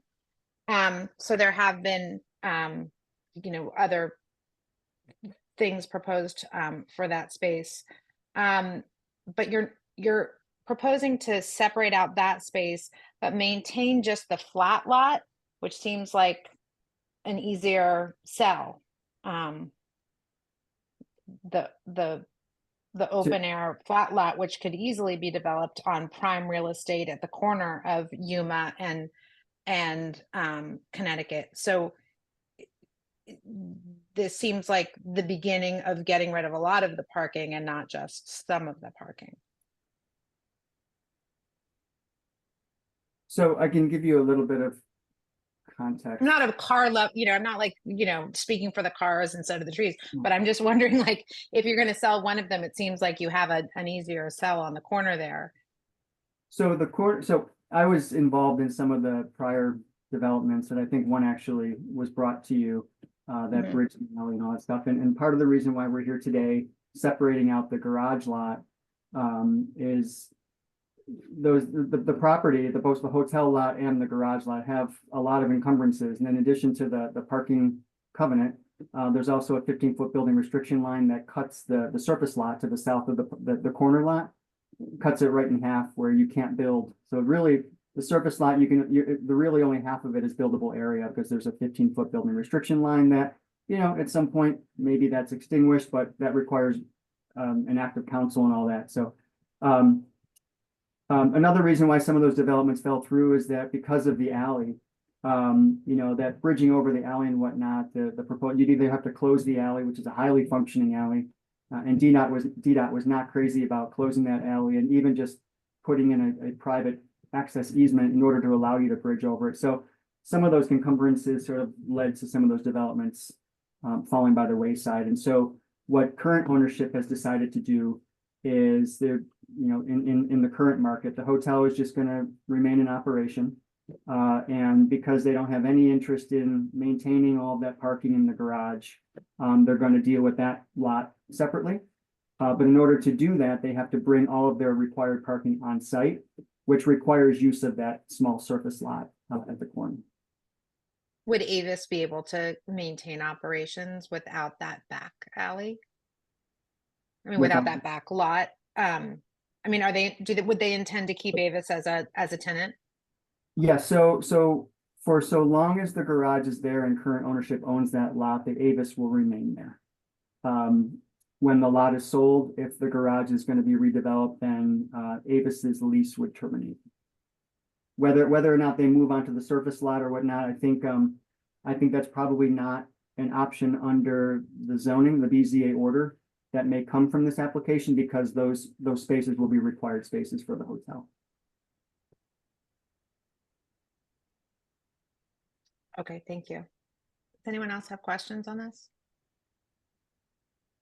And this is not an ANC3F vote at this point. This is informational, and you're going in front of the BZA. And am I correct to understand that? We have a hearing scheduled for November 6th. It would be great if you're ready to vote, vote in favor. We would certainly appreciate that support. But if you need more time to think about it and reconvene, happy to appear before you again before the hearing. I think I'd like to sort of better understand the issue. This is the first time I'm seeing it. Do you require our support in order to move forward? It's good to have the BZA's, or it's good to have the ANC support and the resolution in the record. We certainly, okay. If there's nothing in the record, then we would still proceed with our hearing and talk to the board. I think we'd probably like to learn a little more and weigh in. Commissioner David. Thank you. Thank you, Shane. Do you see any problems coming up or any issues that may come up because of all these changes? So the one, when we were thinking about how we were crafting how to modify the condition, the one thought that came to mind was that the community may want to know what's going to happen with the garage once it's not really required for hotel parking. Like, is it going to be used for commuter parking and have different traffic patterns and whatnot, which is why we crafted the modified condition language to require, regardless of the covenant or whatnot, so long as the garage is standing under current ownership or new ownership, that garage has to be used for hotel parking. And so that would prevent the current owner or any new owner from opening up just for commuter parking. The other question that came to mind was, well, can the hotel accommodate all of its parking on site under the current operation? Or is this going to lead to spillover traffic into the neighborhood. When I spoke with the general manager for the hotel just this afternoon, so they collect data on this, and year to date, through August of this year, they're averaging 26 guests per day, paying for parking. And then they have 8 to 10 employees who drive to work, who park in the lot. Now, those 8 to 10 employees are not on site at the same time. But even if they were, that's 36 spaces, and we have 41 on the hotel lot. So based on the information that we have, we believe that the current parking demand for the hotel can be accommodated with the 41 spaces that would be on the hotel lot. Shane, in the back of the Burger King and Bread First property, there's, I think, some sort of easement because that does back onto single family houses. And unfortunately, I don't have the detail. I think Gloria Garcia knows a little bit more about this, and maybe Paul Harrison may, if he's still on the call. Does the back of that garage have the setbacks, or I'm not exactly sure what it is, but I know you can't build on the back of that Burger King parking lot, like behind Zips, Burger King and Bread First. And there are some water issues there as well. Do you know if those exist on your property? I'm not aware of any easements on the garage lot other than the 15-foot building restriction line, which actually goes across the garage lot as well. Back behind the Burger King and the Bread First, I know that just when I actually sat on the BZA for some time and had to review some of the parking lots that are back there. I know that it's a public alley going from Yuma to Albemarle. And then on the west side of that alley, there are a number of privately owned lots that have special exceptions approved on them for accessory parking for some of those businesses. I don't recall there being any recorded easements or anything across those lots, just that they, they're subject to BZA orders for accessory parking. Okay. Thank you for, does anybody else have any questions? If not, I'd like to, because thank you for coming to us early, because your meeting isn't till November 6th. I'd like to just add this as a vote for next month's meeting. And because I know I have some additional questions, and I would want to talk to Gloria Garcia, who's not here, just in terms of the, sort of the business perspective on that block. So if that's, do commissioners, does that sound right to the other commissioners? Yeah, and it should still leave you, Shane, with what, like 2.5 weeks or 3 weeks of buffer time in between the hearing? That's right. Okay, thanks. Thank you so much for providing this. Can you also send that, would you send that presentation to the rest of us as well? Sure, I can email it to Commissioner Iglesias. I made some changes to it after you saw it earlier today, so I'll send that to you this evening. If there's any questions between now and next meeting, please feel free to email me and I'll get your responses right away. Great, thanks. I think that's just such an important block to our neighborhood, and what happens there is really important. So thank you so much for thinking about it carefully and providing us with the information, and we'll look forward to seeing you next month to vote. Great, thank you for your time, appreciate it. Thanks, take care. Okay, so now we're to the special exception, 2829 Tilden Street.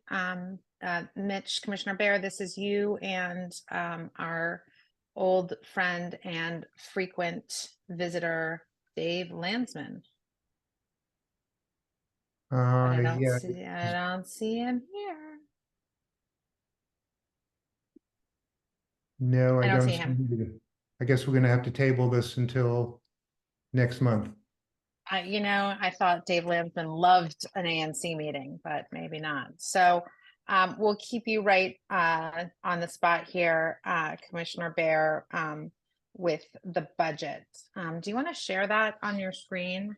Well, I'll try to do that. I think I have it up if that seems hard. I think I kept it up on my. I've got it on there. Can people see it? Yes, no? Yes, Yes. yes, yes. Thank My you. God, Great, you did it. I did it. Okay, it's a pretty bare bones budget at this time, but it has several things that are necessary, obviously. It's got some personnel costs there, communications, somewhere down below there. Yeah, there's some grants, but all this can be changed, but we need it to go in by October 1st so that the ANC office has it. Can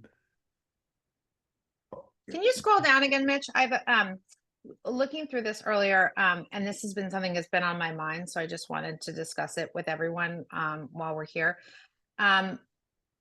We have $10,000 allotted for grants, but we have a balance forward from previous years of 43,000. So we're going to still end up with 36,000. I would just maybe propose that we look as a commission, and I know I've actually reached out to the March Garden Committee and the folks working at the Forest Hills Park on applying for grants, because I think we should allocate some of this money that we have as we have to Venice Main Street, to Kathy Sykes for the beautiful pollinator project. But I really think one of my things in my remaining time as chair would be to really look towards allocating some grants. So I don't know if anyone would be would object to raising that proposed grant allocation, or we could keep it as is, but I would like us to be willing to look at giving out more grants in this coming year. Commissioner David. I would say maybe just keep it as is, because it's weird. And Commissioner Barrett knows this too, is that the grant situation is a situation where it's like we think it makes sense to approve a grant, but then the ANC says otherwise. So for instance, there was a like the redlining presentation thing that we had approved, but then the ANC told us we couldn't do it. There are, a couple other things that were approved that the ANC then told us we couldn't set aside money for it. So, well, that's our process though, isn't it? Isn't that an issue of us looking at the grants and what we're allowed to allocate, as opposed to deciding just not to allocate the money? No, I just think it's there's a lot more restrictions than we think. So 10,000, I think 10,000 makes sense because we do, I don't know how much we've been doing a year. I don't think it's been more than 10,000 a year. So just because there are a lot of constraints already with grants, disbursement of grants. I mean, we could, but like Commissioner Bear said, these numbers, could change. I mean, we just have to vote on it when the time comes. So right now it's fine, but when the time comes, if we need additional funds, we could vote on it. But just something to think about in terms of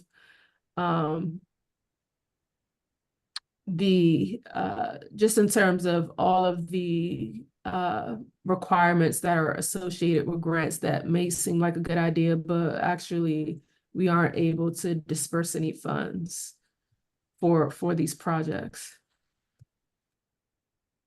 So maybe possibly to discuss some pre-planning component with the OANC so that you what you want to use with these funds going maybe the next fiscal year start, have those conversations, and maybe you'll be able to meet those benchmarks, do you think? Thanks. That's what I was trying to say, Terry. Yeah, thank you. That I think that's a matter of us then looking at what the guidelines are and maybe sitting down with OANC to make sure, especially if, I guess what I was proposing, and what I have been proposing to community members who've come to me with problems is, here are the guidelines, submit a grant. And, before we bring it to the meeting, as many of us do, I think we could do our homework and talk to OANC and see if those are possible grants before we bring it to a vote, and then have to unbring it to a vote. Yeah, and even before asking people to write a grant, to take the time to do that, just really I meant present them with the guidelines. They can be given the guidelines. yeah, For but what, you know, for what they our, can what our get, grants are. yeah, but they can give us the high, just the major talking points, and then we could present that with the ANC to see if it makes sense, because it has to benefit the community. It has to, there's all these other things that Yeah, may we've seem read the guidelines. Yeah, sense. we have them on the website. Yeah, but what I'm saying is what we think makes sense doesn't pass with the OANC. So Could that's I- what I'm. Could I, Yes. I think what you're saying is it's about the nuance of it. So Yeah. you know the high level, what areas and categories you can work with, but with money, depending on buckets of money or what the fiscal year looks like for the government, there must be nuances. And if you have those, it sounds like you're going to have those pre-meetings to say, hey, speculatively, we're looking at, there's conversation about, this area, and this area, and this area. Okay, so let's talk about the nuances of that particular speculation of a grant. What could be some of the areas that may not necessarily jive with DC funding policy? So once that's really about just sussing out the nuance of it. So I think what happens often is the policy is put out there, but the policy is not nuanced enough to aid at our level. Thank you. Okay, so I'm gonna, Marilyn. You're on mute, Marilyn. Do You we go. have any either savings or expenses when OANC took over some of the things, The Zoom. I wrote an email asking that question this week. For example, they took over our Zoom. What I want to know, are they charging us for this, or are we having a savings, or where does it show up on this? I don't think I got an answer back, but I did ask that this week. I wrote to Kent and Mitch, and I think Mitch, you asked Claudette. I don't know where the answer came down on that. Well, there was That's that was a different matter with the Zoom that I asked Claudette about. Oh, okay. I think that the rules of how the treasurer and how the finances for the ANCs have been evolving over the last 2 years that I've been treasurer, and as a consequence, it makes sense to engage the ANC office. Now we're going to have some continuity, obviously, on the commission. I'm running unopposed. Courtney's also running unopposed, so that we can start those initial discussions before the end of the year, and get the groundwork so we can be off and running in January, as opposed to just organizing ourselves in January. And I also agree with Claudette that these numbers are really whatever we want them to be. We change them quite easily. This year we had to change them a couple of times, the prior budget, so we did it kind of on the fly, so to speak.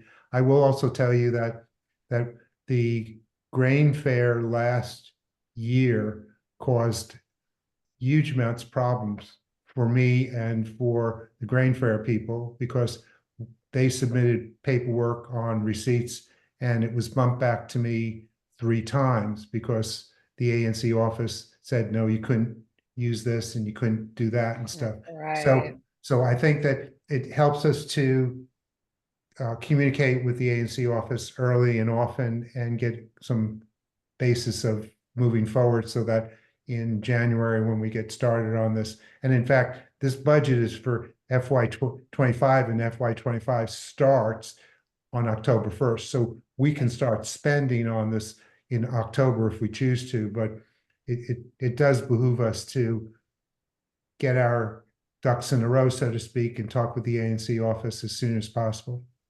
If I could also add, if when you want to ask the ANC with FY25 is what changes, so that even though you might be speaking about FY25, you're in FY24 and they may not necessarily be thinking 25 necessarily. So you want to make sure they're thinking, what are the changes that are different in FY25?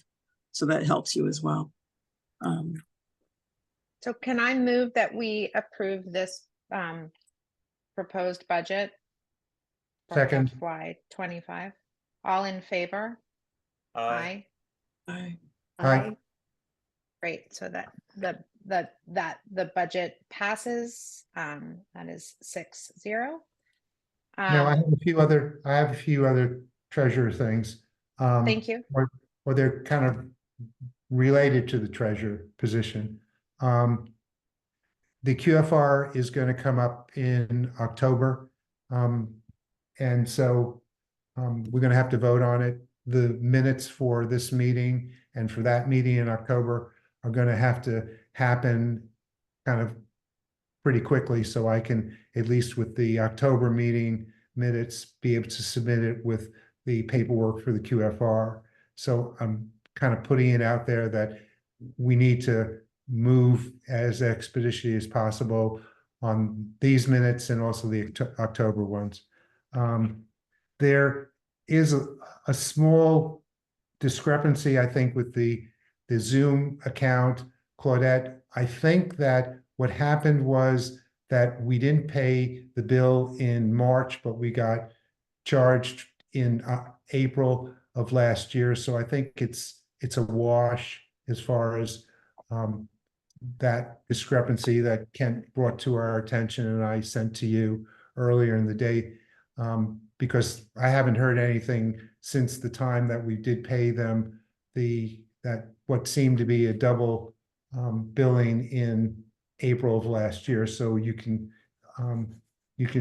drop that from your to-do list. I will say that I'm having problems getting on the Zoom account. Occasionally I can get on, and sometimes that's I figured that out.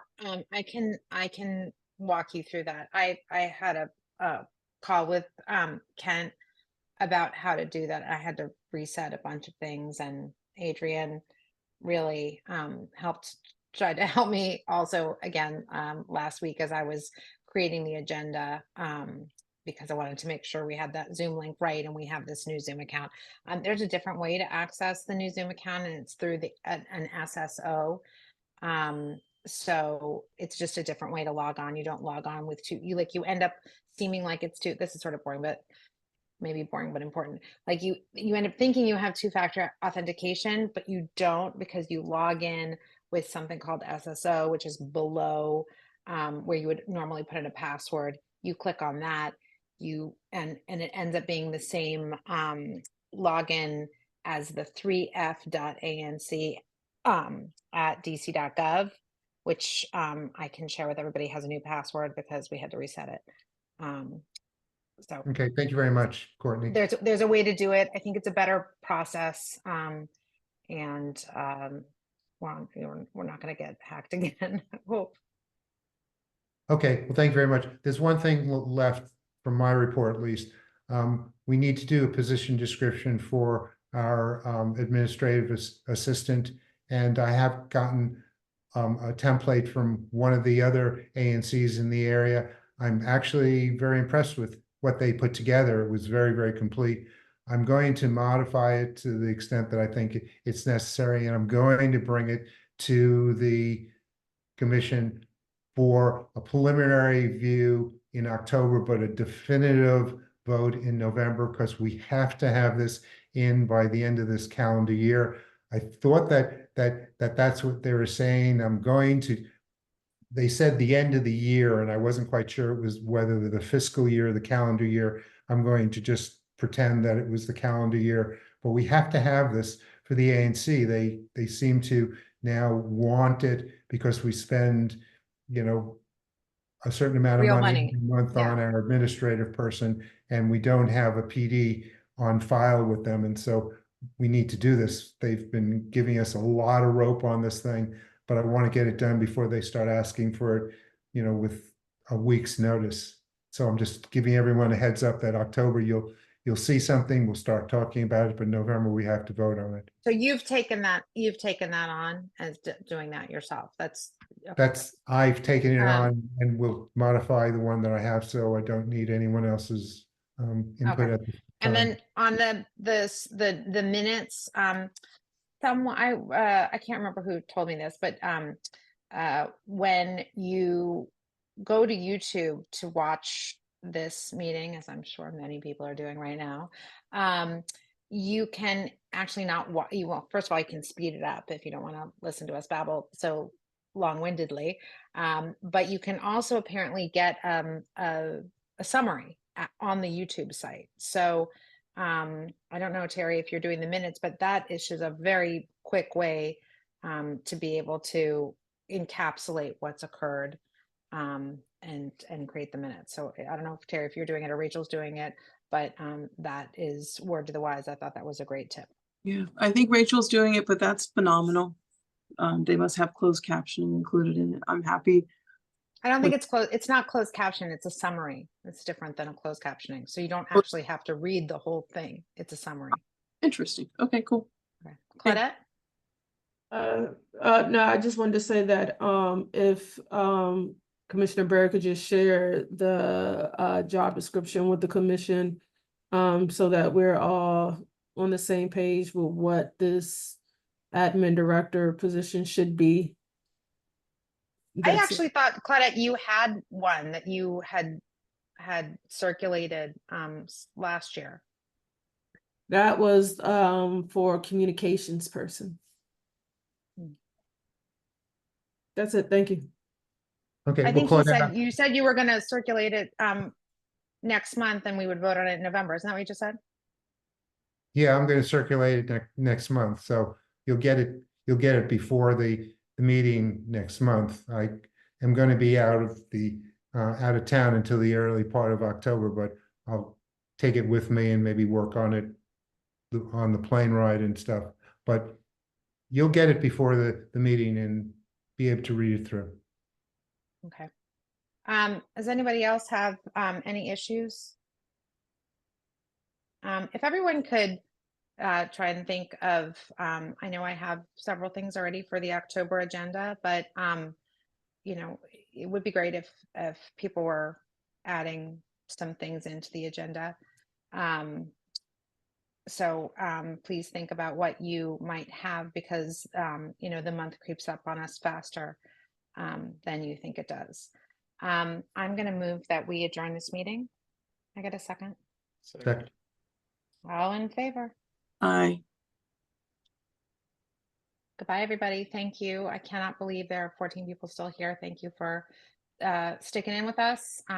Lovely to see everyone. And we will see you in the spooky season of October 17th at 7 p.m. Thanks. Have a good night. Thanks.